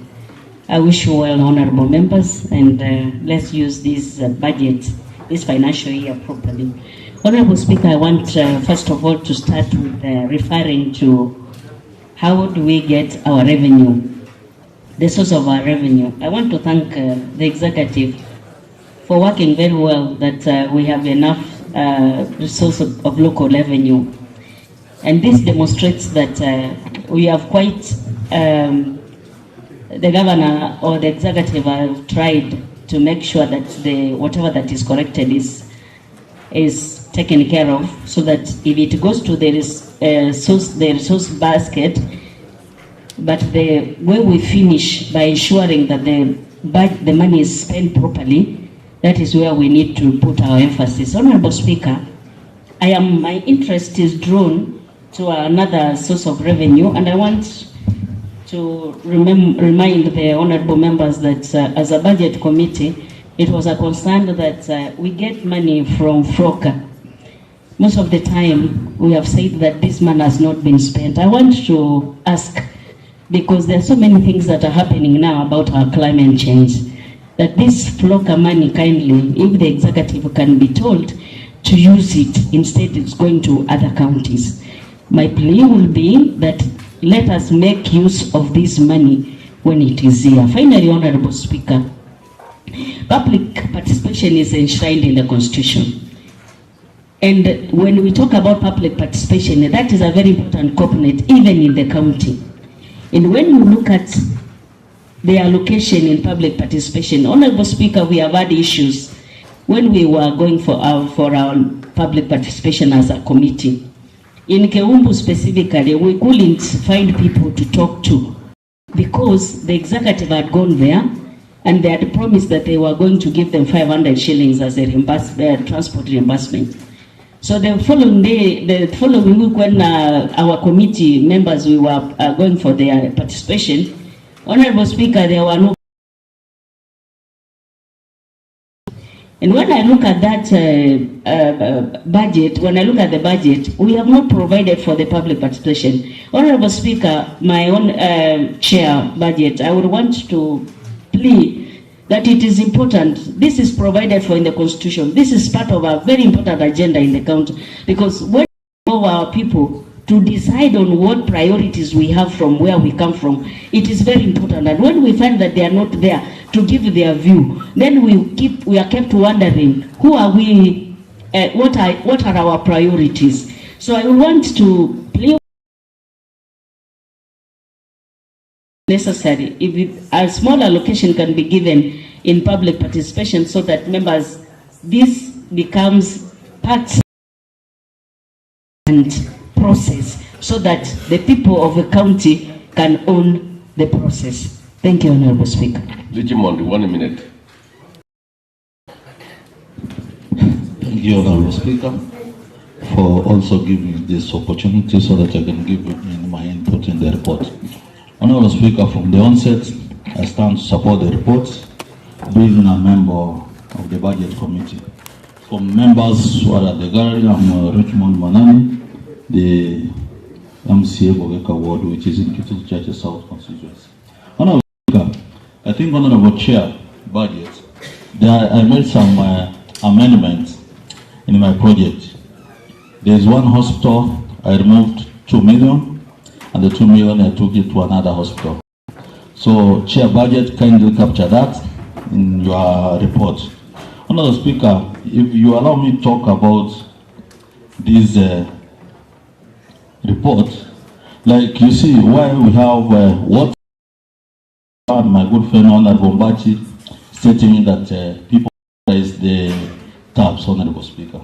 Honorable Speaker, that's a major challenge in those projects, Honorable Speaker. That's why, Honorable Speaker, we had to bring in a new member of a new chair of the implementation committee where we sit, Honorable Speaker.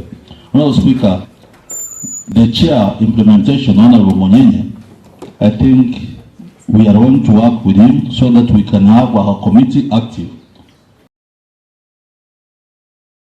We need to do more water reticulation. Honorable Ombachi. These things, we establish committees, let it be also a way of collecting revenue. Because we also use money to make this project, Honorable Speaker. I will urge the members who have done enough water, we start to establish committees where the chair water should now bring in a bill so that we can have regulations on how we are going to charge. It will be a one way of getting us revenue so that we can have reticulation to more needy homes, Honorable Speaker. Honorable Speaker, Honorable Karen Magara said about the floor money. I think, Honorable Speaker, like personally, the many elected leaders, if you ask them, the water projects that we have done, so many have been done with the floor money, Honorable Speaker. So some of the things here, we as the elected, we know where the money comes from, and we know which projects have done, Honorable Speaker. Honorable Speaker, I rest my case, but before that, we have the county, the Governor's Cup, Tournament Cup, which will start maybe in the next 2 weeks, Honorable Speaker. But in the due course, I'm going to make a communication. Honorable Mbachi. I think I'm a serious chair, and this is the first time the Department of Sports, where I chair, has done a great work in this county, and in the coming 2 weeks, you will get to know the schedule, and I will urge all the honorable members to make sure that they attend. It is going to be a serious exercise. It is going to run from the villages, the locations, come to the locations, divisions, sub-counties, everywhere. And we are going to put in all teams. Even the wazir like Mzee Teresa, Honorable Speaker, is allowed to go and play. So it will be a major tournament cup in this country, and I urge all the members to be prepared. Thank you, Honorable Speaker. Chair, budget.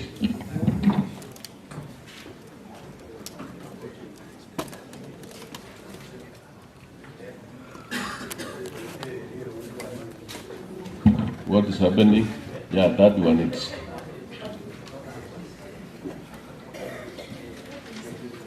Thank you, Mr. Speaker, sir. You will speak later. You have something pressing you? Okay, 1 minute, Chair. 1 minute, because you are the incoming for Bonjari. Yes, 1 minute. Thank you, Honorable Speaker, also for the opportunity also to contribute to the report of the Budget Committee. From the word go, Honorable Speaker, I support the report by Honorable Otachi, the Chair Budget, Honorable Speaker. For record, I'm Ismail Matundura, MC Bogiakum Ward, aka Omuongo. So, Honorable Speaker, I want also to limit myself and the 2 minutes you have given me to the Department of Education, Technical Training and Innovation, Honorable Speaker. I've seen, Honorable Speaker, for 3 years, there is an upward trajectory on the allocation of the Ministry of Education, Honorable Speaker.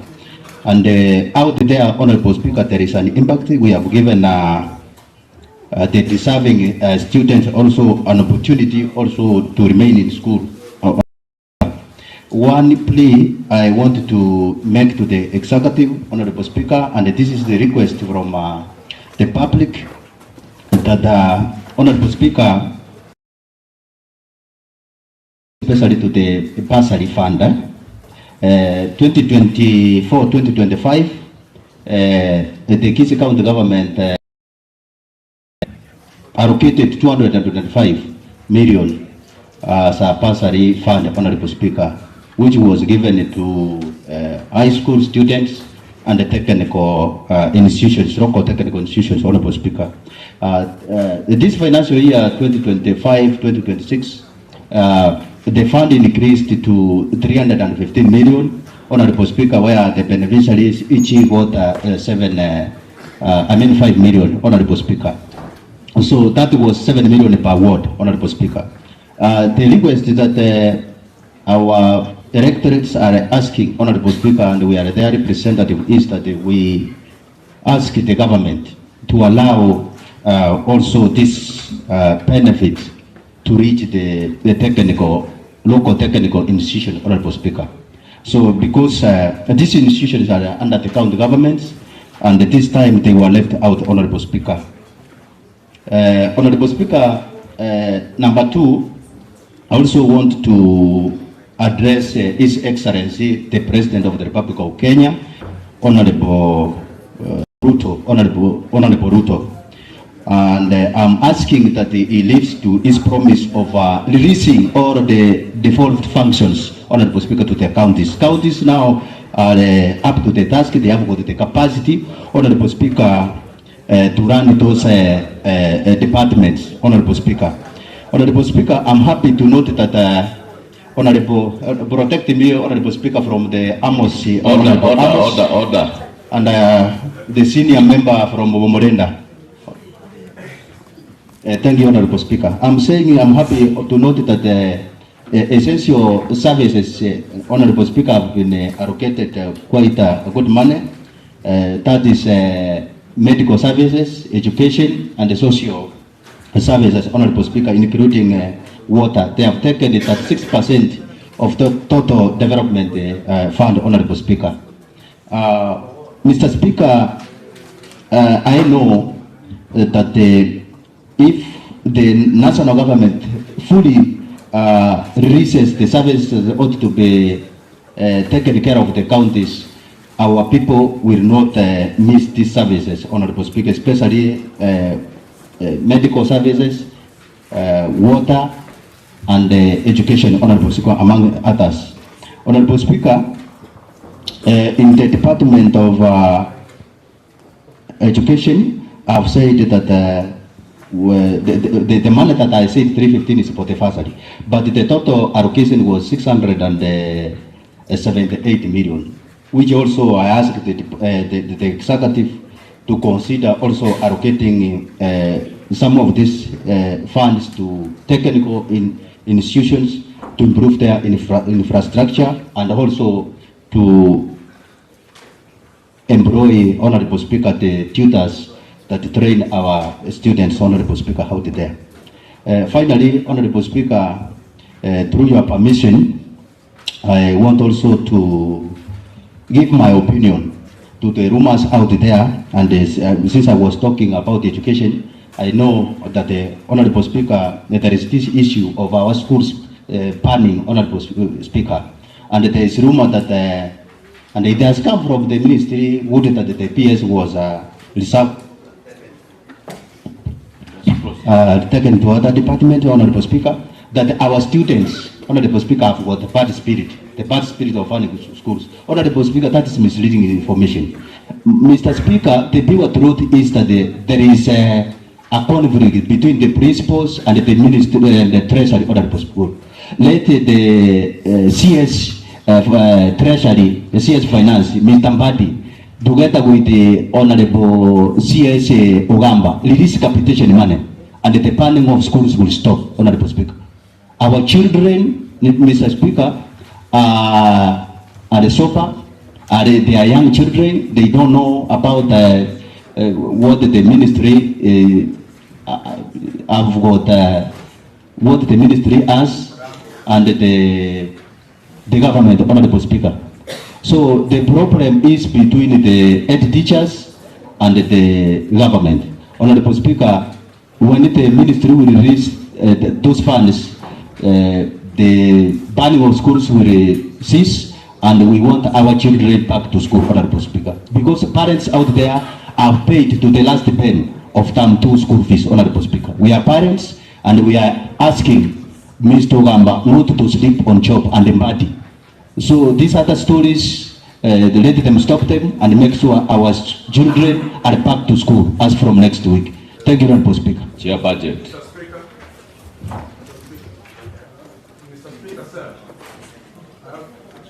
Speaker.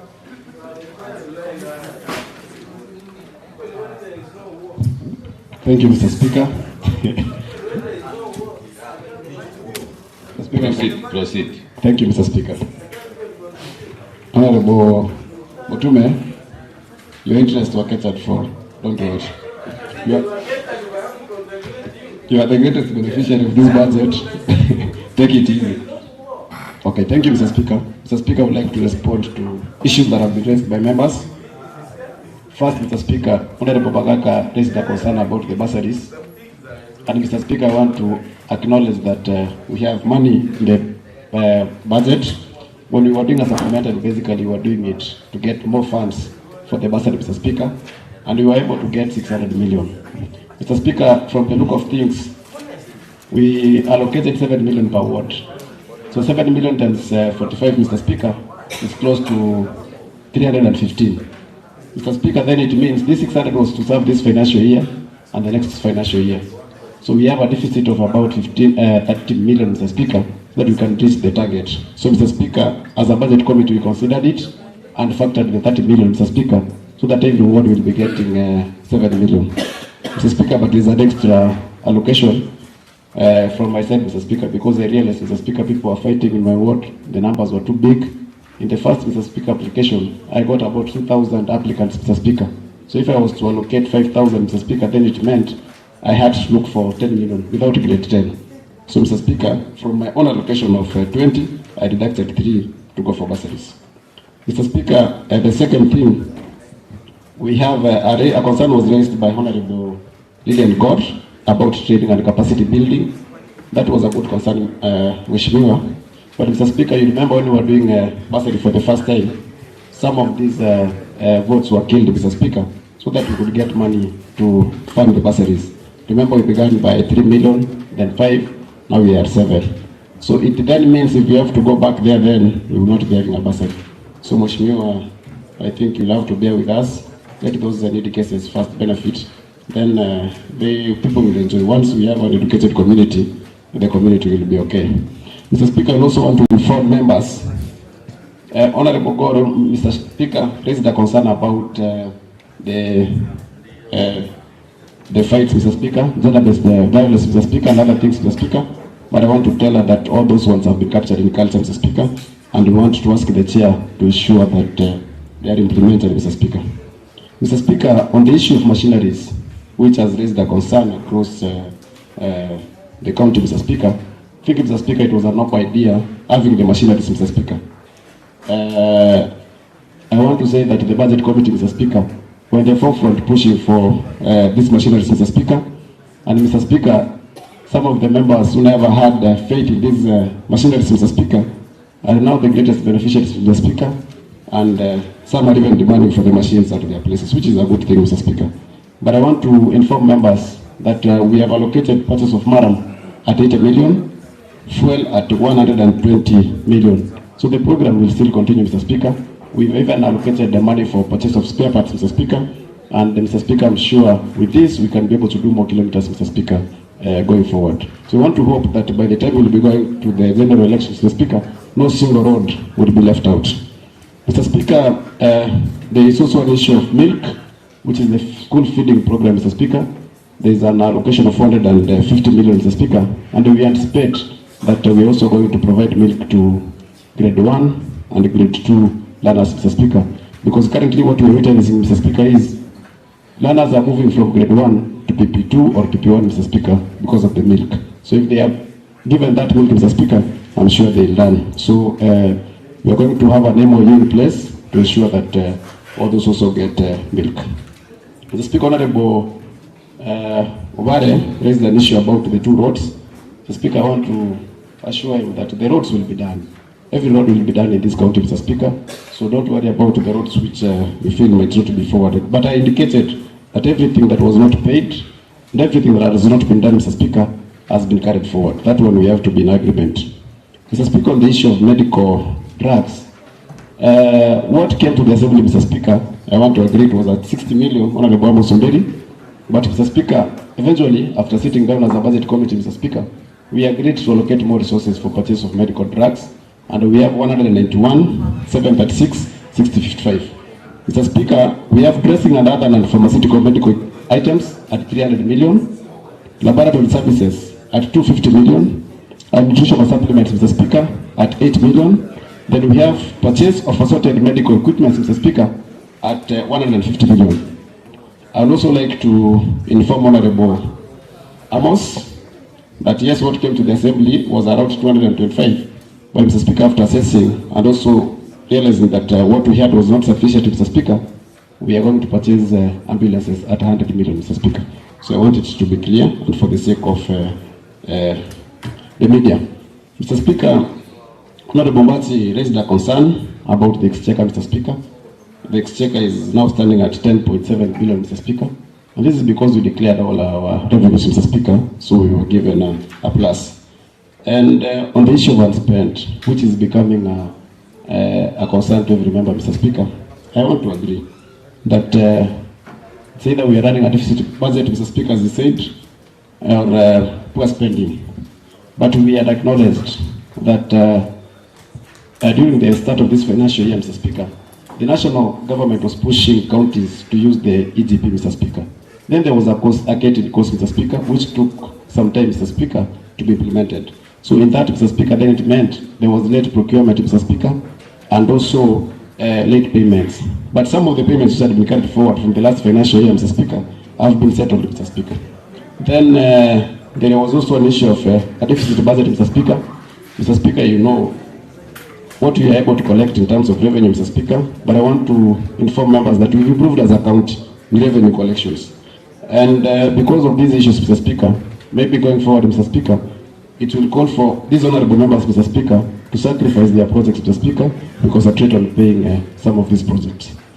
Mr. Speaker, on ATC, as an allocation, FIF, Mr. Speaker, we are expecting 550 million.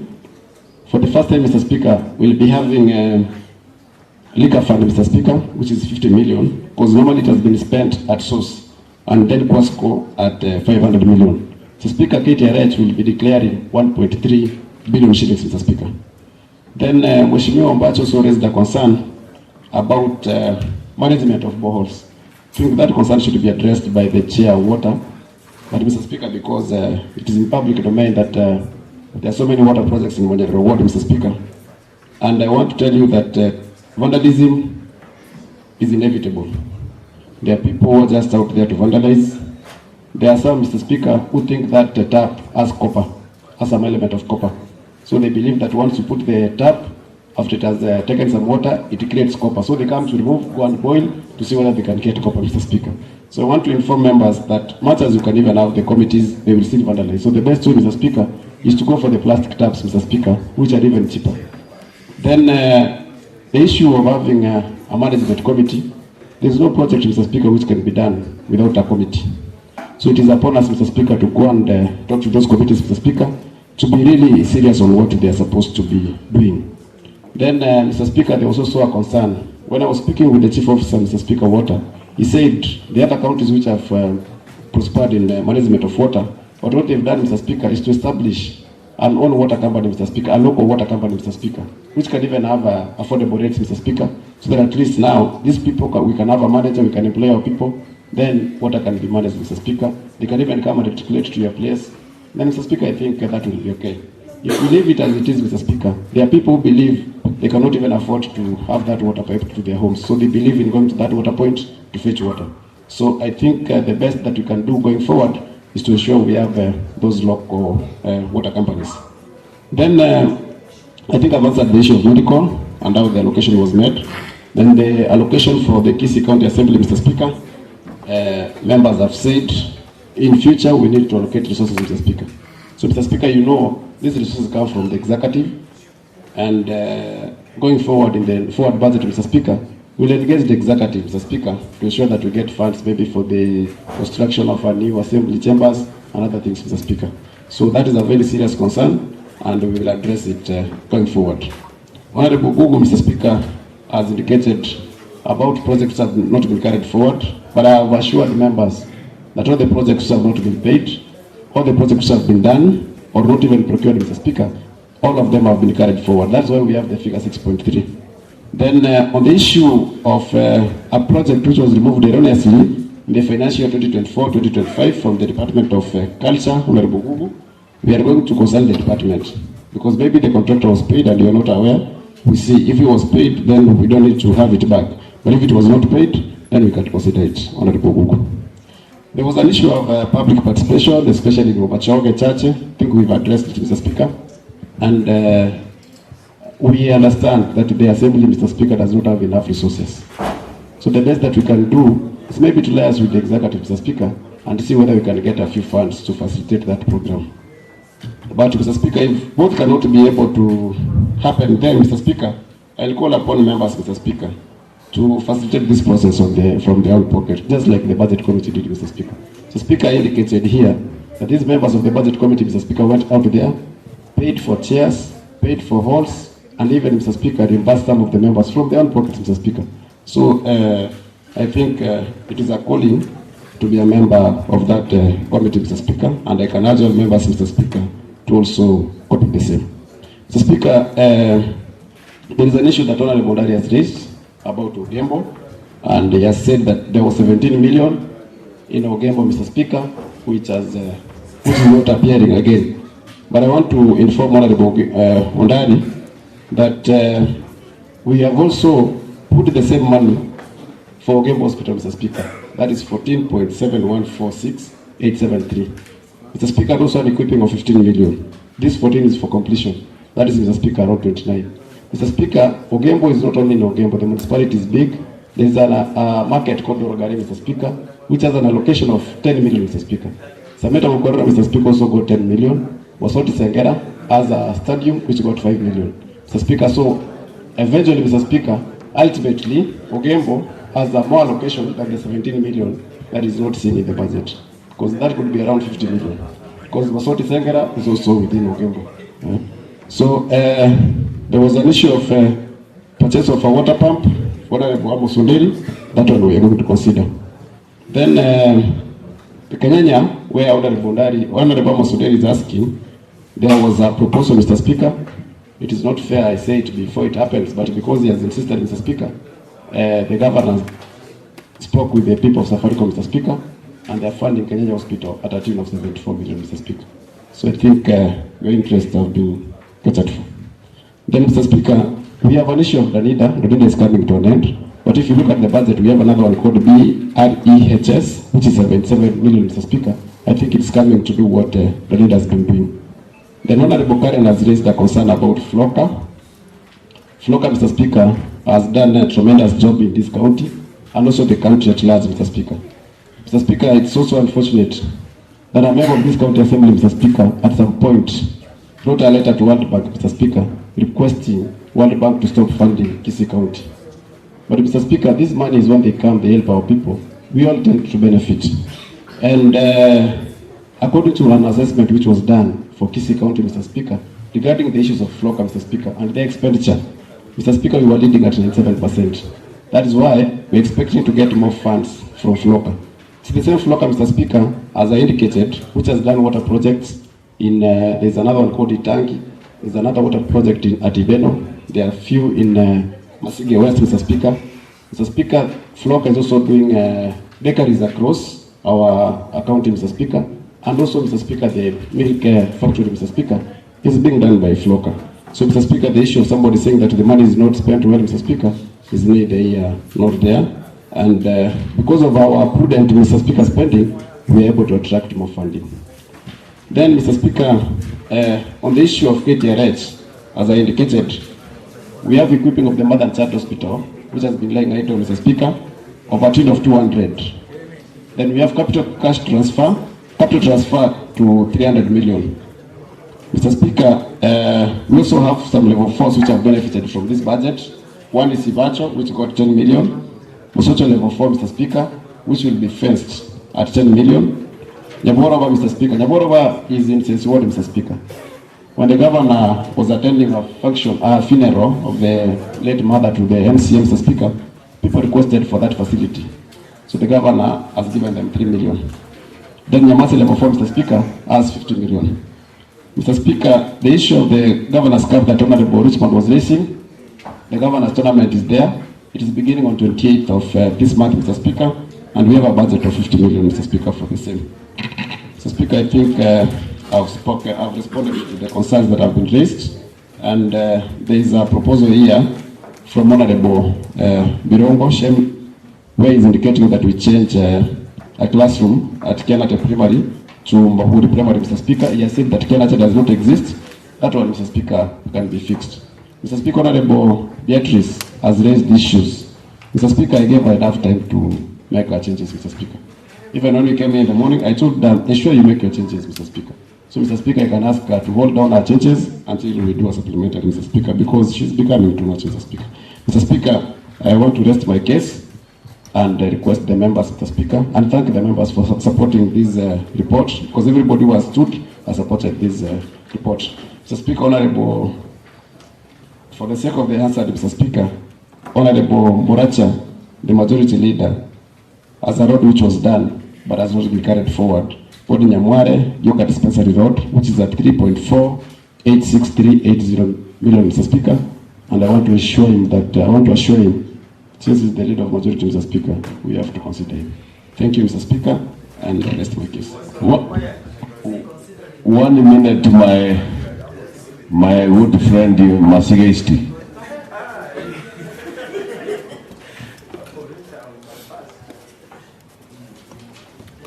Thank you, Mr. Speaker.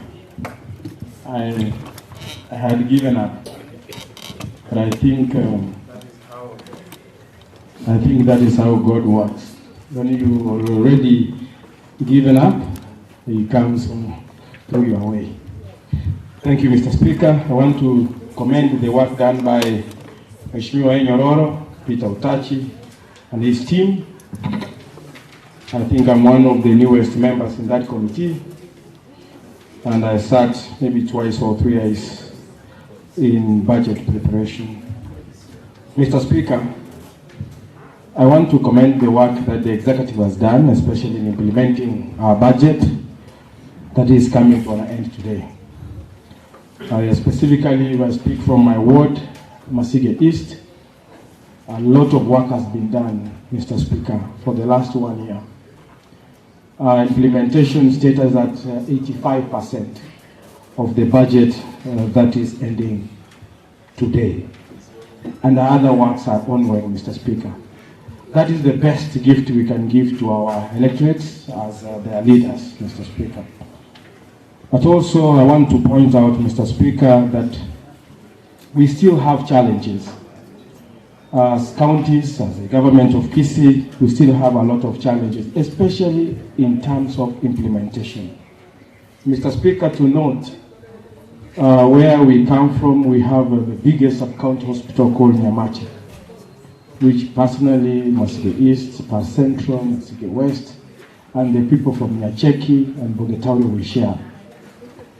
That facility was allocated funds last financial year. The contractor never came to site, and when the executive tried to follow up, the contractor went to court, and there is basically nothing going on there. So our 30 million or so is just stuck. Mr. Speaker, these are some of the challenges our electorates might not be understanding. Because every other time we go to that facility, we promise them that no, we have allocated funds.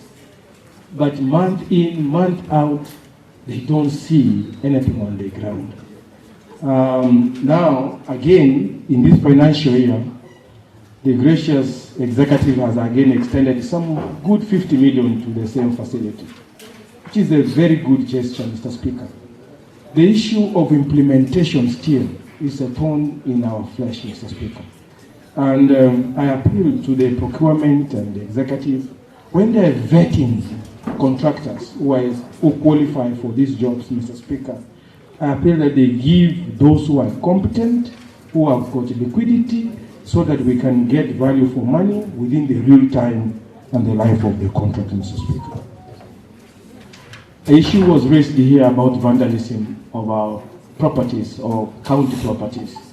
We have faced that in my ward. Most of the water projects have been vandalized. Most of the, even roads that we do, people complain they want drainages. We put culverts, Mr. Speaker. The same people, again, they block them. That is vandalism to public properties, Mr. Speaker. So I think much as somebody raised an issue with public participation, it is very important that going forward, Mr. Speaker, we factor in funds to synthesize our people on the importance to take care of their own properties. I think as the Chair said, this financial year favors my ward. I'm very happy and I'm working toward home if these things will be done. Finally, Mr. Speaker, this is the last almost working budget in the life cycle of 5 years.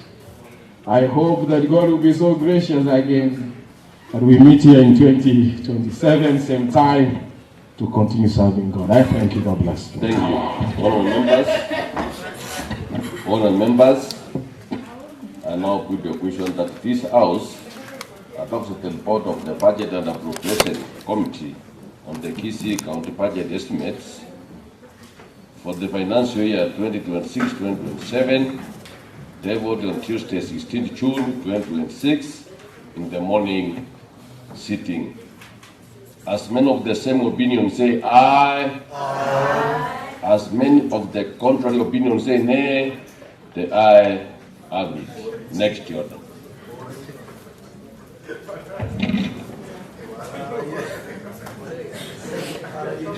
Order number 9, motion, Kisii County Appropriation Bill 2026, first reading by Honorable Muracha and Leader of Majority. Leader.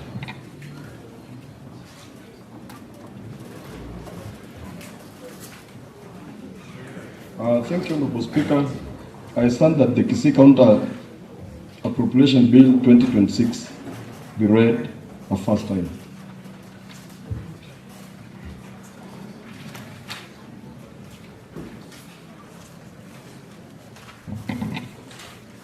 Later, you need to be seconded for what same.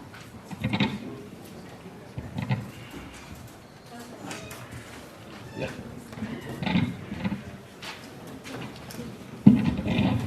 Honourable members,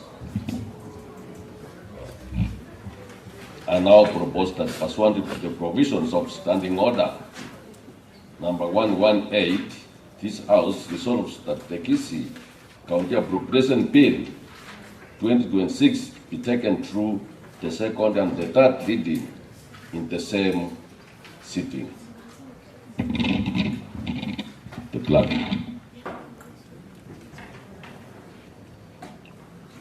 Mr. Speaker, order number 10, procedural motion by Honorable Henry Muracha, Leader of Majority.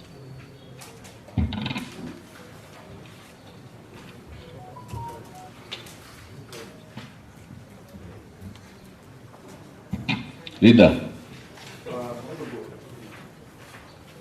I think there was a gap. There was a small gap.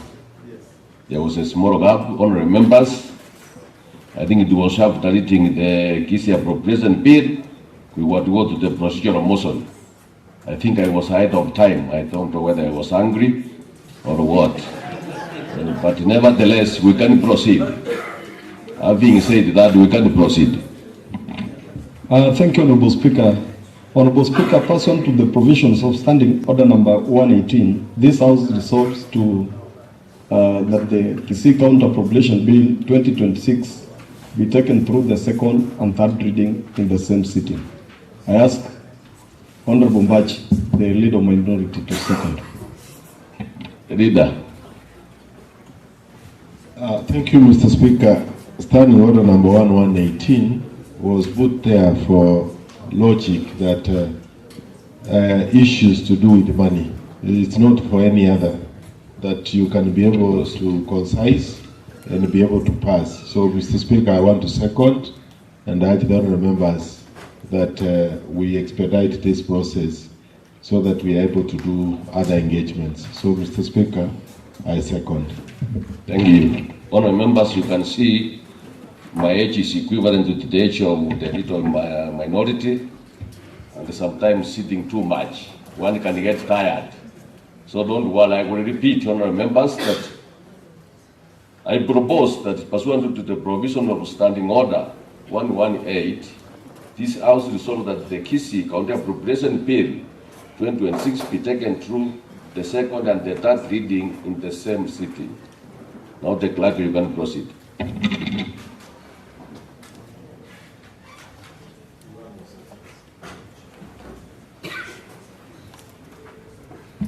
Honourable Ramos, do you have anything you want to add? I think. No, Honourable Speaker, now that you already proposed, and I don't think that there is anybody who is opposed to that, I will just request for the interest of time that you proceed and put the question, Honourable Speaker. No, don't worry. There's no question here. No, proceed. Proceed, clerk. Clerk, there's no question, Honourable Onderi. Just proceed. An act of county assembly to authorize the issue of certain sums of money out of the county revenue fund and their application towards the service of the year ending on the 30th June 2027, and to appropriate those sums to a certain public service and purposes. Honourable members, I now commit the bill to the Committee of the Whole.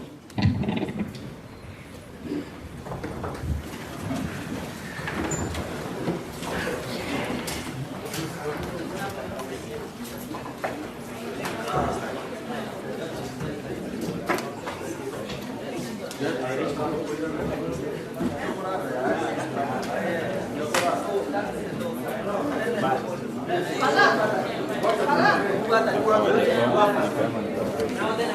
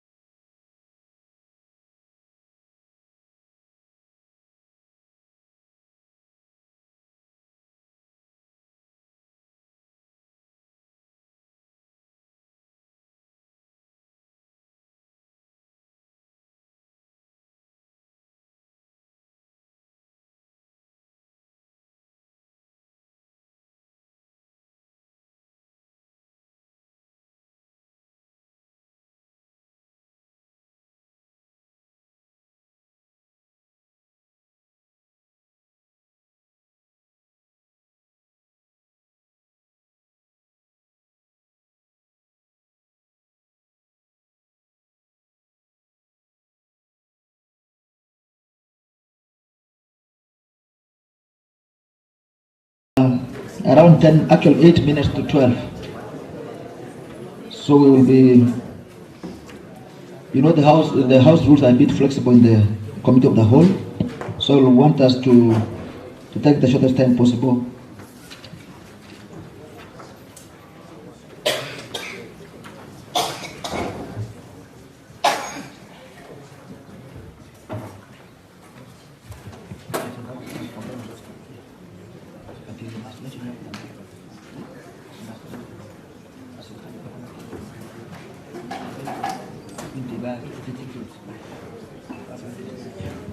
So, honorable members, just a reminder that R stands for recurrent and D stands for development. So as I will be doing the clauses, take note of that. And we will want to combine the clauses, now that we have understood each other, we'll combine our clauses, the D's and the R's.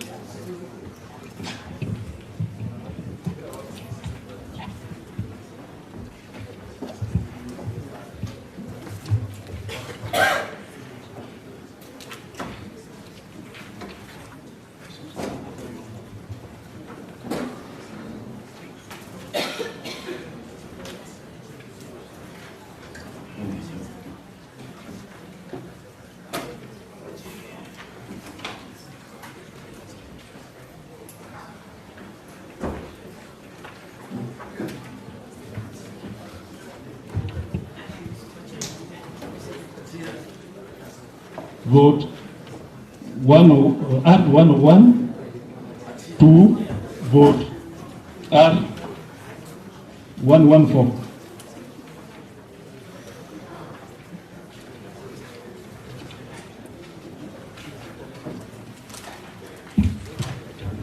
Honorable members, I now propose that votes R101 to votes R114 be part of the bill. Honorable Chair for Budget.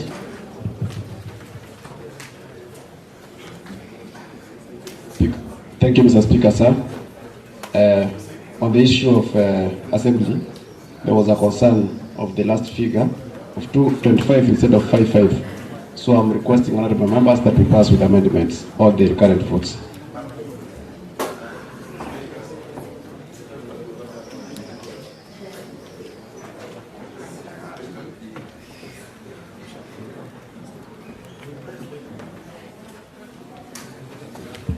Honorable Leader of Minority.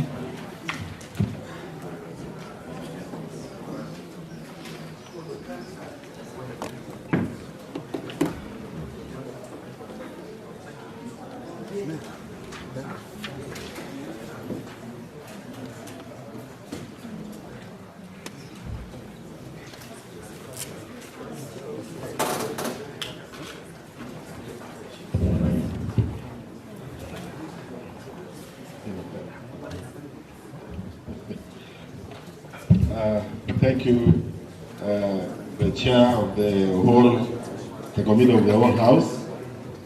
And I want to urge the members here in that this is a very critical part of the passage.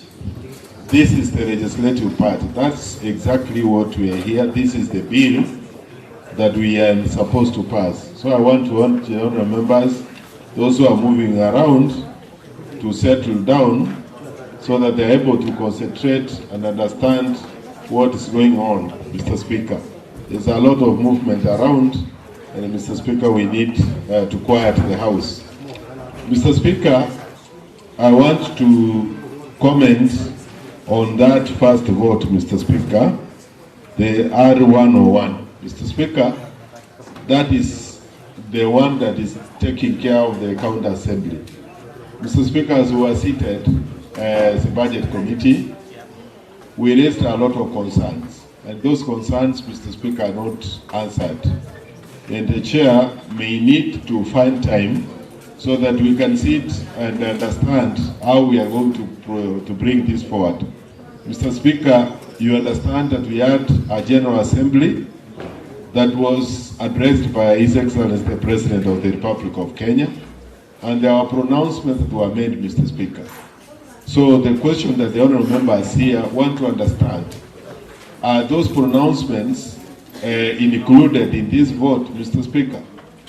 What's going to happen to the increments that were made? Are they included? Because, Mr. Speaker, if you see this one and the previous, the increment is about 10 million, Mr. Speaker. So that concern has to be addressed, Mr. Speaker. And I don't know whether the chairman can make a comment on the same, because the honorable members need to understand how their welfare, how their salaries that were increased will be taken care of, Mr. Speaker, and this is the vote. It is important that we address it. Mr. Speaker, as I said, this issue of the Arrow 103 about the Department of Finance, Mr. Speaker, as a budget committee, we may need to go and do a forensic audit on this and see how this vote is being undertaken. But Mr. Speaker, my point was that vote 101, there is need for more clarity whether the pronouncements that are made by the President are included in this one. Thank you, Mr. Speaker. I rest that.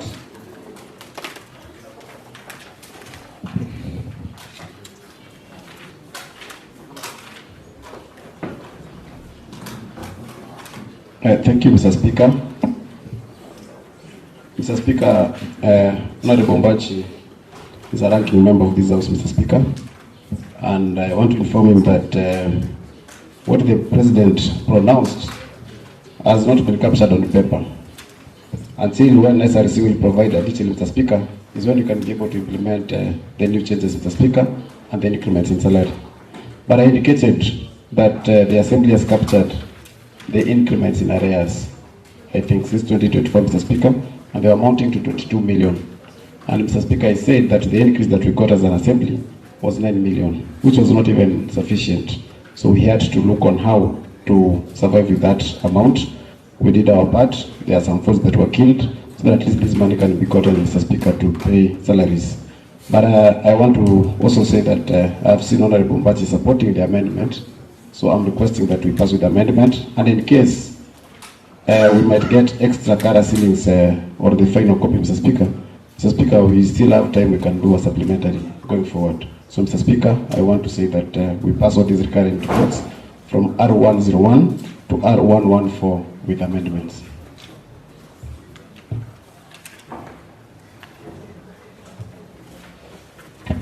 Honorable members, I now put a question, which is that vote R101 to vote R114 be part of the bill. May as many of the same opinion say aye. Aye. May as many of the contrary opinion say nay. The ayes have it.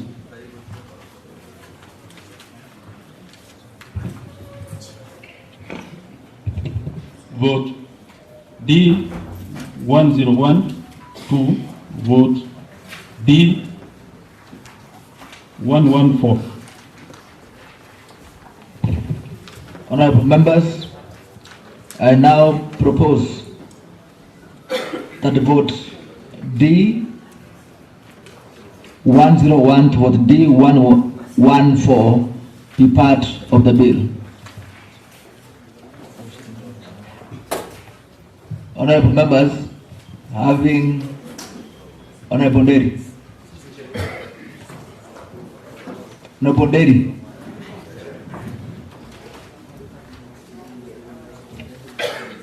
Honorable Speaker, Honorable Chair, I was saying you proceed and put the question. Honorable Chair, proceed and put the question. Huh? Put the question, Honorable Chair. Honorable Chair, because there were few suggestions on the floor of the House, I suggest you proceed and put the question that we adopt with amendments.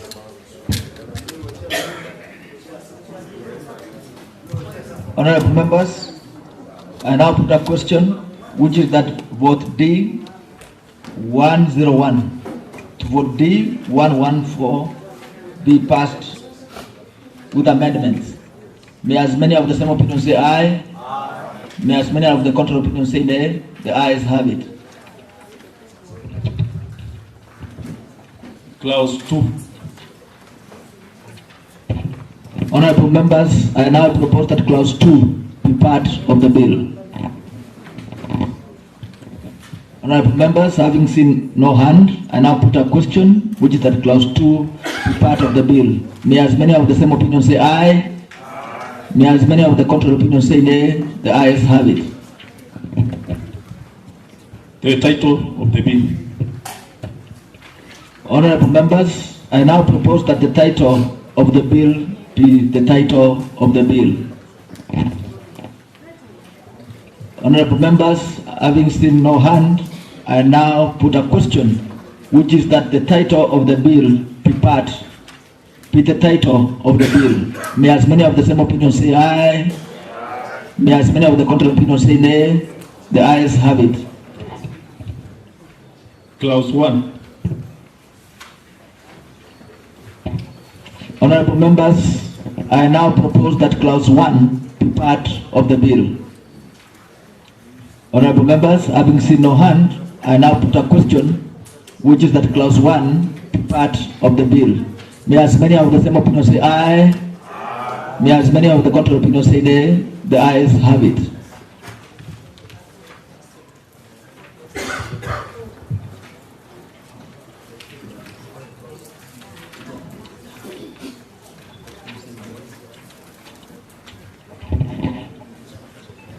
Honorable members, thank you very much. We now will report progress to Honorable Speaker.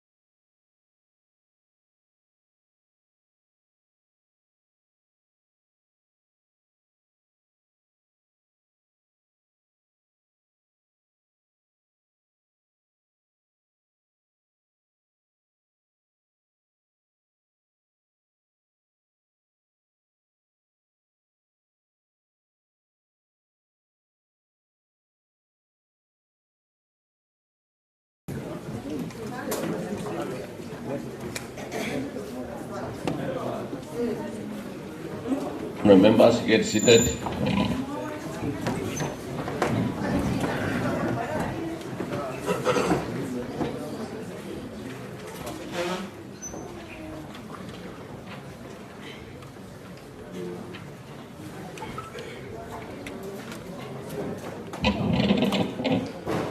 Yes.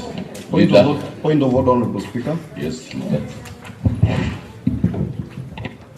Honorable Speaker, pursuant to Standing Order number 27.3, I resolve that the House extend its sittings time in order to exhaust and finish the business of the day, Honorable Speaker. And I ask Honorable Teresa, the Chief Whip Minority, to second.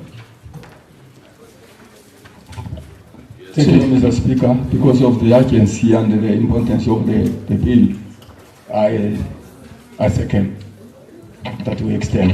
Thank you. Honourable members, I propose that pursuant to the standing order number 27, subsection 3, I resolve that the House extends this sitting time in order to finish the business of the day.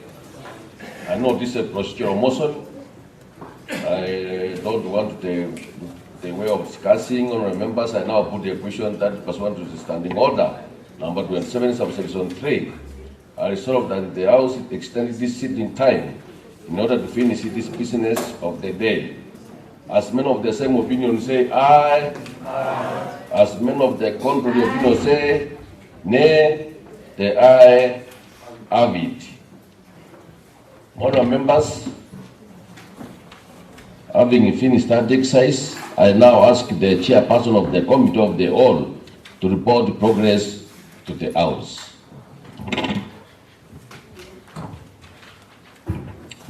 Honorable Speaker, I now beg to report to the House that the Committee of the Whole House considered the Kisii County Appropriation Bill 2026 extensively and during the second reading and adopted it with amendments. Thank you.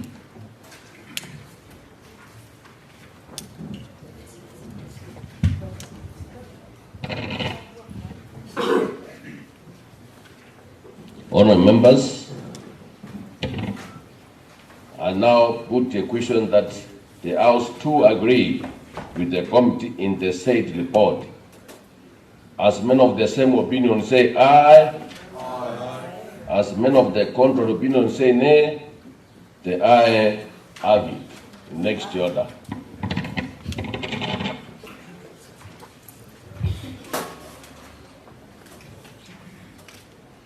Order number 10, motion, the Kisii County Appropriation Bill 2026, third reading.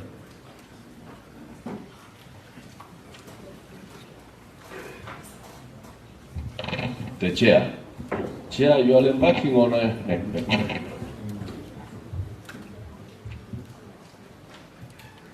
Thank you, Mr. Speaker.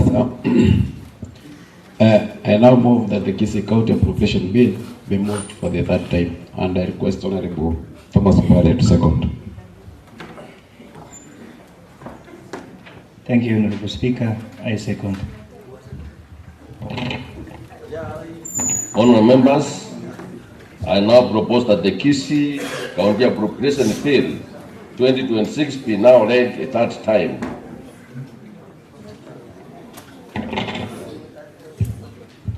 An act of a county assembly to authorize the issue of certain sums of money out of the county revenue fund and their application towards the service of the year ending on the 30th June 2027, and to appropriate those sums for certain public services and purposes.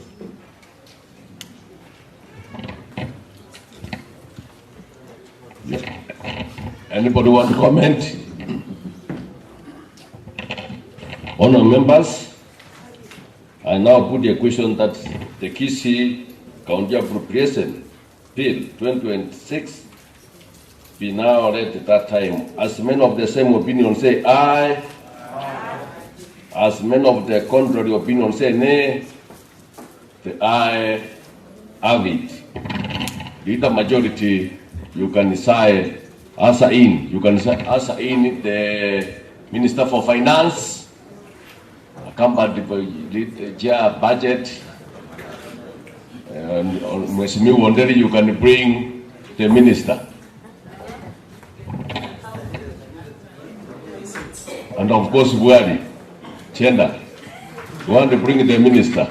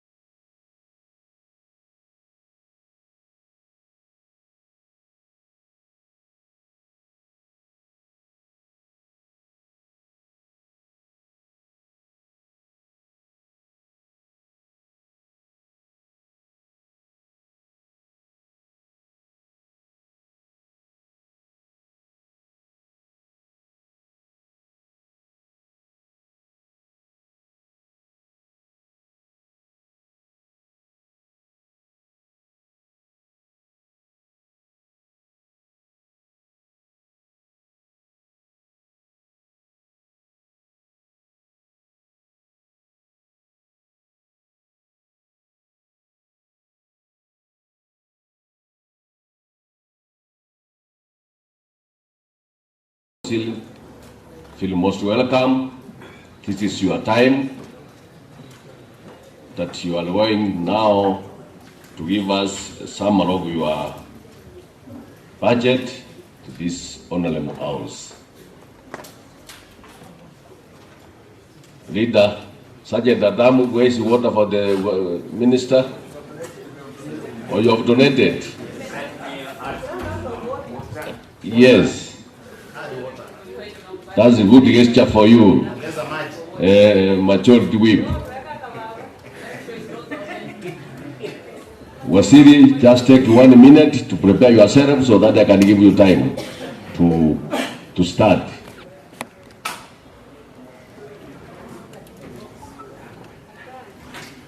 Honorable members, Wasiri is going to read this statement without any interruption. There is no point of information, there is no point of order. All of us will be quiet so that he can lead his estimates. Other things will be discussed later after Wasiri has gone. Wasiri, it is your time.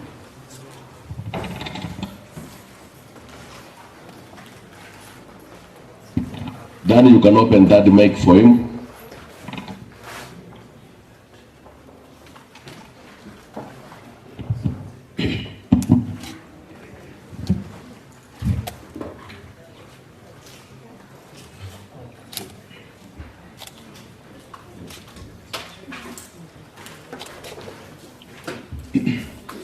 Of course, I have forgotten to say that Wasiri has been accompanied by his Italian team. I can see the CS here, our secretary, chief officer finance, the director budget, the director administration, and the entire executive team. You can see the director enforcement. Feel most welcome. Thank you. Wasiri, you can proceed. Mr. Speaker, it's with the great honor and privilege that I present to this honorable house and the people of Kisii County the budget speech for the financial year 2026-2027. Mr. Speaker, I make this speech in compliance with the Standing Order number 213 of the County Assembly and Section 132, subsection 1 of the Public Finance Management Act 2012.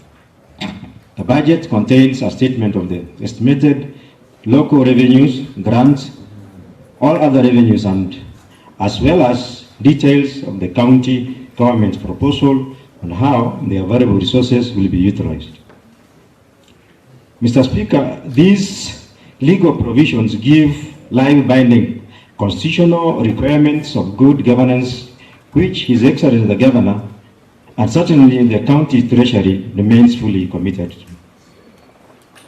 Mr. Speaker, at the outset, I express my sincere gratitude to His Excellency, Honorable Paul Simbarati, the Governor of the County Government of Kisii, for the trust he bestowed upon me by appointing me as the County Executive Committee Member for Finance, Economic Planning and ICT Services to provide leadership and economic financial affairs of the county.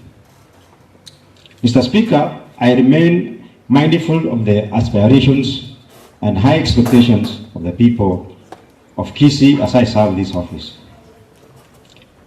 Mr. Speaker, the 2026 budget is a culmination of the true aspirations, felt needs, and genuine desires of the people of Kisii County expressed through engagements with the diverse stakeholders. Mr. Speaker, the Constitution protects the realization of wealth, social rights, to adequate education, health, water, and sanitation, to work. This budget, Mr. Speaker, speaks to those rights and reaffirms the priority policies and strategies aimed at forging pathways for a better life and a better future, as articulated in the annual development plan.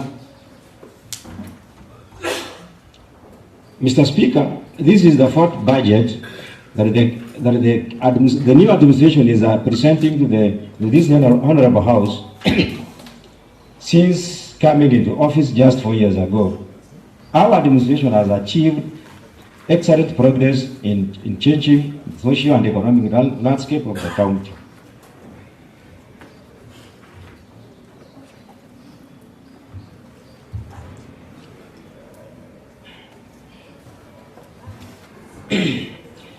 Mr. Speaker, His Excellency the Governor Honorable Paul Simbarati made a commitment to reset Kisii County for wealth creation, social development, environmental conservation, infrastructure development, governance, accountability, prosperity for all, as captured in his manifesto. In this regard, the theme for this budget is steadfast and resolute, forging pathways for a better life and a better future. The financial year 2026-2027 budget therefore has been developed to fulfill the campaign promises that this administration made when it was ushered into government.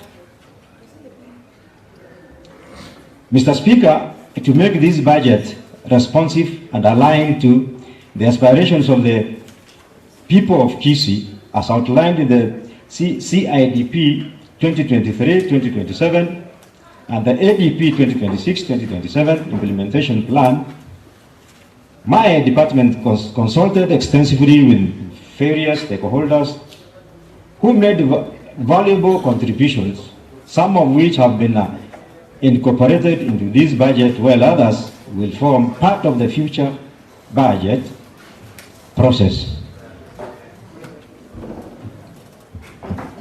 To allow for further comprehensive analysis, this budget therefore reflects those aspirations and how they will be achieved. Mr. Speaker, there comes a time in a nation's history when fundamental challenges must be confronted, difficult choices must be made, and a new course must be set for the future. For Kisii County, the defining moment is now.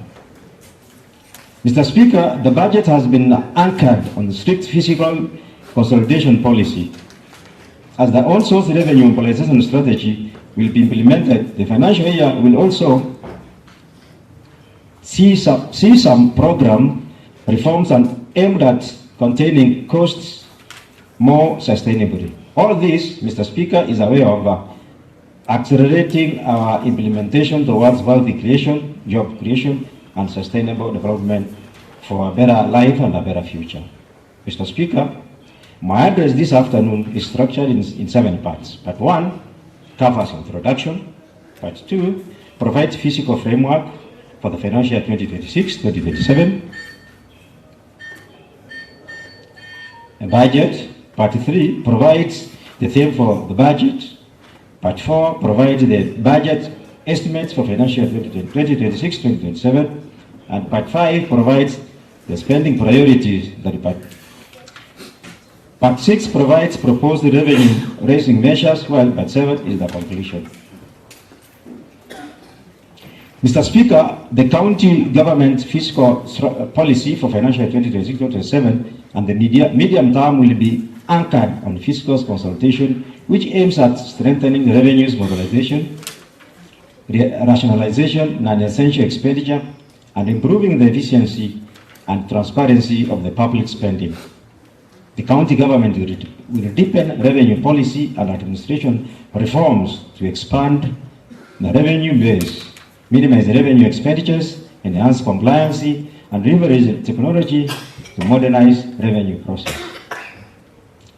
Mr. Speaker, concurrently, expenditure management will be strengthened through adoption of e-procurement, zero-based budgeting principles, digitization of payroll systems, and accrual accounting. To crowd in private capital and reduce pressure on public finance, the county government will scale up the use of public-private partnership, particularly for capital infrastructure projects.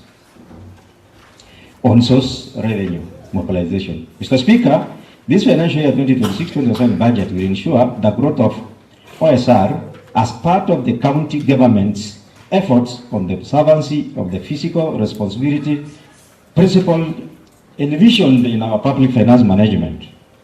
At the same time, the county government will ensure prudent utilization of its resources in a framework that minimizes wastage and improves efficiency in resource management. Mr. Speaker, the total expenditure for the financial year 2026-2027 is projected at Kenya shillings 22 billion. Recurrent expenditure as projected at Kenya shillings 14 billion, or 64% of the total budget. Government expenditure is projected at 8 billion, equivalent to 36% of the total budget. Total allocation to the county government is projected at 10.7 billion as equity per share, equivalent to 49% of the total budget, while on-source revenue is projected at 3.7 billion, equivalent to 17% of the total budget. The unspent balances for financial year 2025-2026 are projected at 6.3 billion, equivalent to 29% of the total budget. Steadfast and resolute, forging pathways for a better life and a better future. That is our theme today. Mr. Speaker, for us to secure a better life and a better future for our people, serious sacrifices need to be taken through this budget. Mr. Speaker, this budget will focus on the following. First, ensure adequate resources are directed to projects and programs that are geared towards wealth creation, such as development of our municipalities, agro-processing, livestock and fisheries, productivity, industrial and market development, among others. Second, direct adequate resources towards the social sectors of the county economy, e.g. education, health, water, and sports development. Third, ensure adequate resources for sustainable environmental conservation and climate change adaptation programs. Fourth, mobilize enough resources towards enablers like road, infrastructure, and ICT. Fifth, commit sufficient resources towards strengthening devolution and governance. Budget estimates for financial year 2026-2027. Mr. Speaker, the financial year 2026-2027 responds to the current challenges facing the Kisii County economy. It is in this context that we have chosen the theme for this budget to be steadfast, resolute, and forging pathways for the better life and a better future. This theme carefully chosen to reflect our commitment to deliver the future of our people. Mr. Speaker, the 2026-2027 expenditure is Kenya shillings 22 billion. This comprises of A, 10.7 billion equity per share from the national government, B, 1.03 billion for conditional allocation from loans and grants from development partners, respectively, 97.5 million for conditional allocation from the national government, 6.3 billion for unspent balances of financial year 2025-2026, 3.7 billion from on-source revenue. Spending priorities for 2026 budget.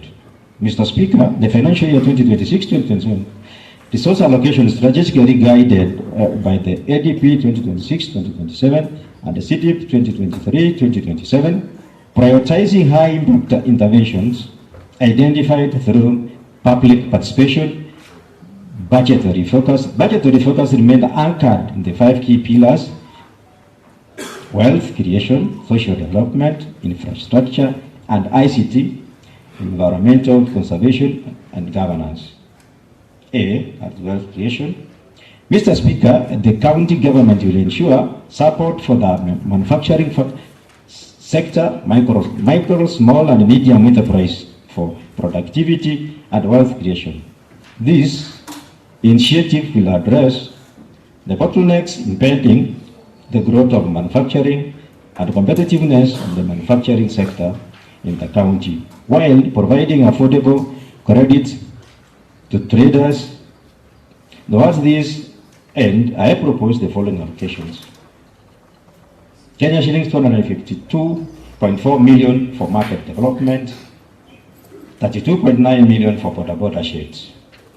Mr. Speaker, agriculture sector is critical to the county's economic growth, wealth creation and poverty reduction, with strong linkages to manufacturing and trade to address low productivity and infrastructure gaps. The sector will enhance extension services, livestock AI, and fisheries development. Mr. Speaker, in this budget, efforts will be intensified and diversified on livestock production activities to meet the overall budget of food security in the county. Livestock and zoonotic diseases will be controlled through identified vaccination and surveillance operations. Towards this end, I propose the following allocations in agriculture, livestock, and fisheries and cooperative development.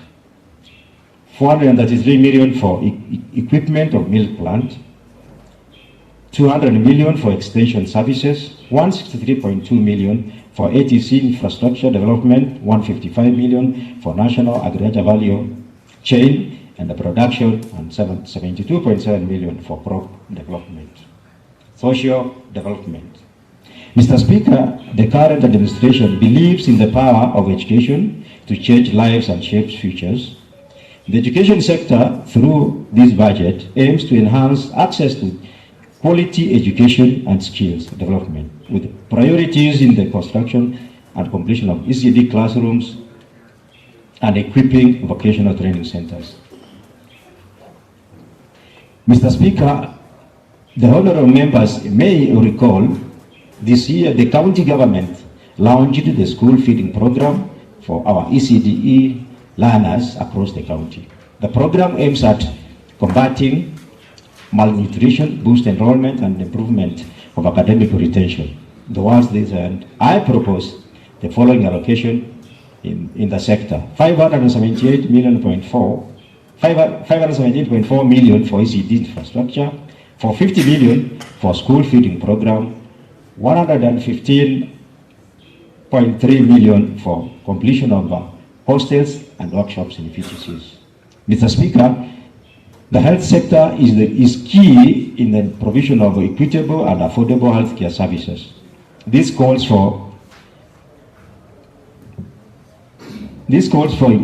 investments in development, infrastructure, improvement, equipping and provision of medical supplies, medicine and public health care services. Towards this end, I propose the following allocations: 1.36 billion for infrastructure development, 500 million for purchase of medical drugs and non-pharmaceutical, 300 million for capital transfer to KTRH, 250 million for purchase of laboratory equipment, 218.2 million for contracted community health promoters, 150 million for purchase of medical equipment, 17.8 million for building resilient and responsive health systems. Mr. Speaker, the water sector is key in ensuring access to clean water and environmental sustainability, including climate change mitigation and adaptation. In this budget,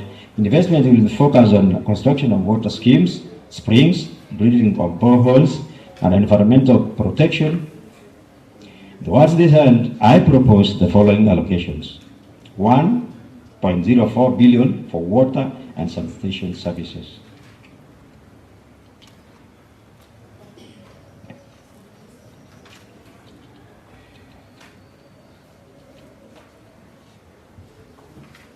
Mr. Speaker, development and support of sports and the preservation of our culture remains the top agenda for the county government due to their crucial role in nurturing talent and identity as a people.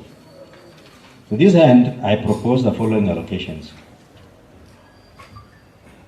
Kenya shillings 120 million for completion of Nyamache Stadium, 78.3 million for leveling of stadia in wards, 50 million for Governor's Cup, 50 million for liquor licensing, and 35 million for sports equipment.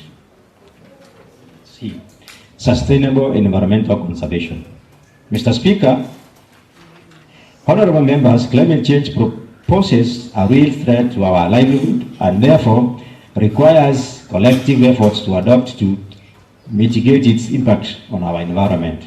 As part of these efforts, The county government will strengthen the capacity to plan, budget, implement, and monitor climate resilience and investment. Towards this end, I propose the following allocations: 1.52 billion for climate change and AFLOCA, enablers, and ICT. Mr. Speaker, the successful implementation of infrastructure projects, a robust resource mobilization strategy will be pursued to explain the existing opportunities for construction and rehabilitation of roads and bridges.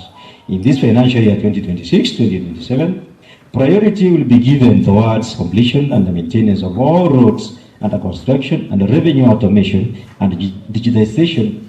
Towards this end, I propose the following allocations: 651.9 million for road maintenance and construction of footbridges, 870 million for ICT programs and systems. Mr. Speaker, municipalities and urban areas are the core face of service delivery. This therefore calls for investment to strengthen governance, financial management, and service delivery in our municipalities, in the urban areas. In this budget, allocations have been proposed towards maintaining and building infrastructure in our municipalities and urban areas for improved service delivery.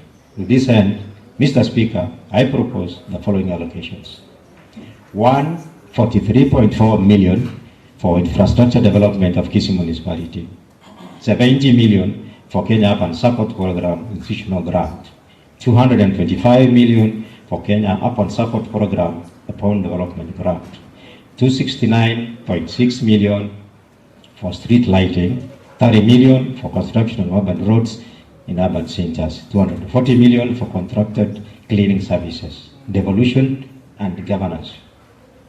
Mr. Speaker, to further strengthen the devolution and governance, the focus will be on the completion of county headquarters, governance residence, ward office, and providing a monthly stipend for village elders while implementing KDSP programs and activities. Towards this end, I propose the following allocations in the financial year 2026-2027. Kenya shillings 438 million for Kenya Devolution Support Program KDSP, 178 million for completion of the county headquarters, 140 million for management of village elders, 32.3 million for completion of ward offices, 32 million for completion of governors' residence. Proposed revenue raising measures. Mr. Speaker, the rest of my statement highlights the various revenue raising measures I intend to introduce through the Finance Bill 2026 and other interventions which are intended to secure a better life and a better future for our people. They are as follows. 1. Automation of revenue collection system to ensure realization of the set targets. 2. Continuous upgrade and maintenance of systems and operations. 3. Comprehensive mapping of all revenue streams in each sector of the county to determine the potential upon which targets will be set. 4. Taking inventory of all businesses. 5. Updating the debtors register to reflect the accurate status. 6. Review of the land rates. 7. Completion of the valuation roll of properties in the county. 8.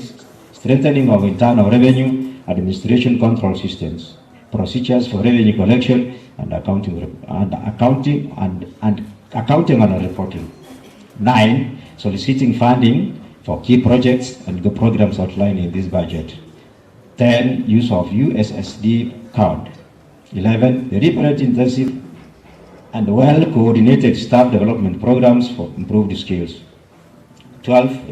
Enhanced arrears collection programs. And 13. Compliance level reviews with focus on enforcement risk framework. Conclusion.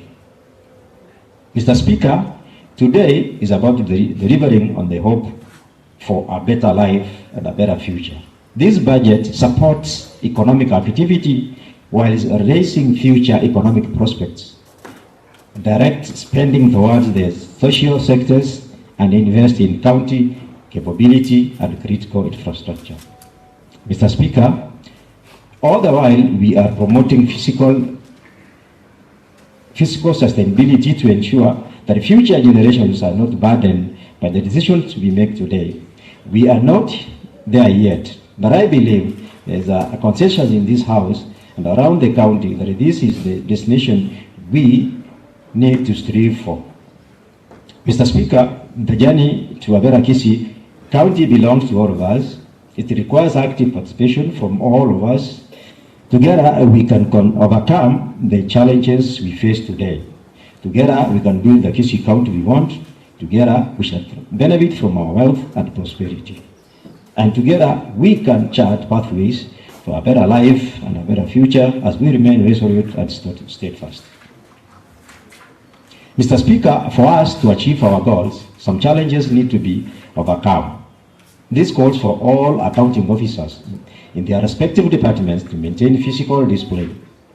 Furthermore, there is need to sacrifice and raise more on-source revenue to finance our development, where we only seek assistance from development partners for projects that will enhance growth.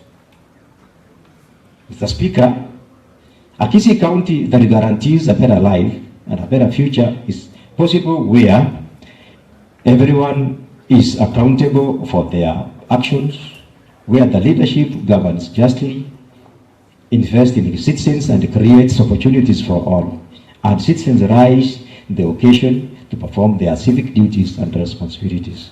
Together, we can turn around this great county, and it is not beyond us as a people. Mr. Speaker, the wide-ranging structural and sectoral reforms proposed in the budget, which are consistent with the county government priorities as articulated in the county integrated development plan, we lay the foundation for implementation towards a better life and a better future for our people through the programs and projects that have been agreed upon. The county treasury will only consider expenditures within the budget to avoid overruns, accumulation of pending bills, and wage bill pressures.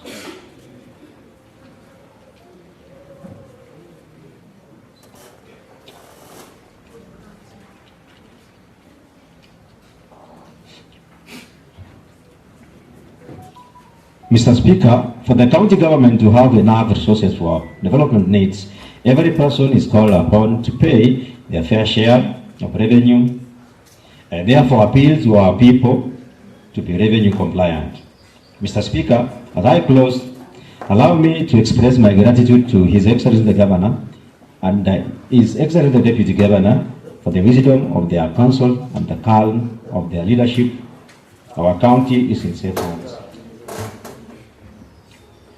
To my CEC colleagues and CPF members, thank you for always standing ready to think through the toughest choices and chart a path forward in the interest of the county. Mr. Speaker, my appreciation also goes to the chief officers in the county treasury and the county treasury team. They have helped me share the tremendous workload, and as they say, many hands make light work. Mr. Speaker, I wish to recognize with thankfulness the assistance from our development partners and the national government. I implore them to continue partnering with this great county. Mr. Speaker, my sincere appreciation also goes to the Honorable Speaker of the County Assembly for high guidance and support during the budget process, B, the Budget and Appropriation Committee members under the able leadership of Honorable Peter Otachi for constructively steering the review of the 2026-2027 budget estimates, members of the County Assembly who actively participated in various sectorial committees, meetings to review the budget estimates, the people of Kisii County for their valuable contribution through the budget process. God bless you and God bless Kisii County. Asante sana.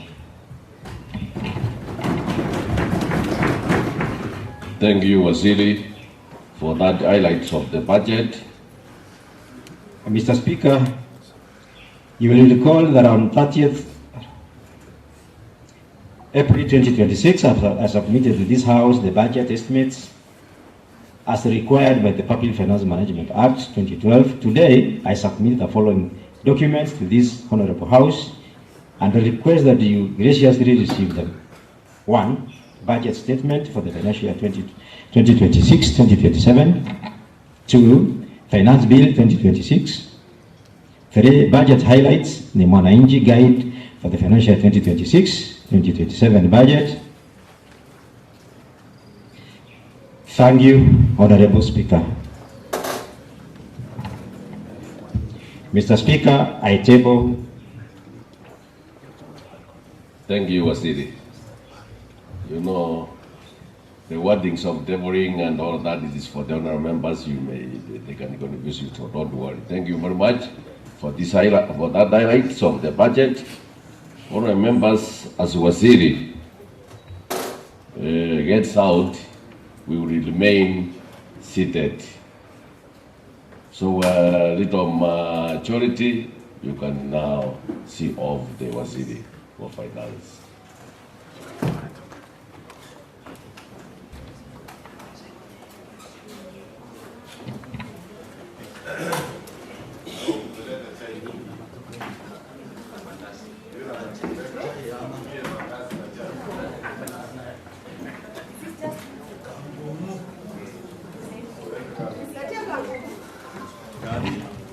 Thank you, honorable members.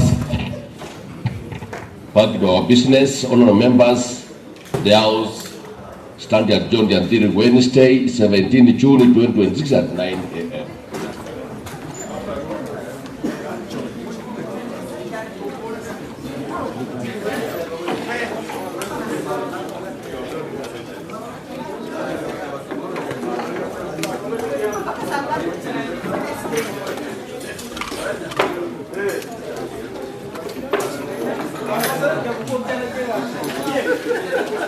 Thank you.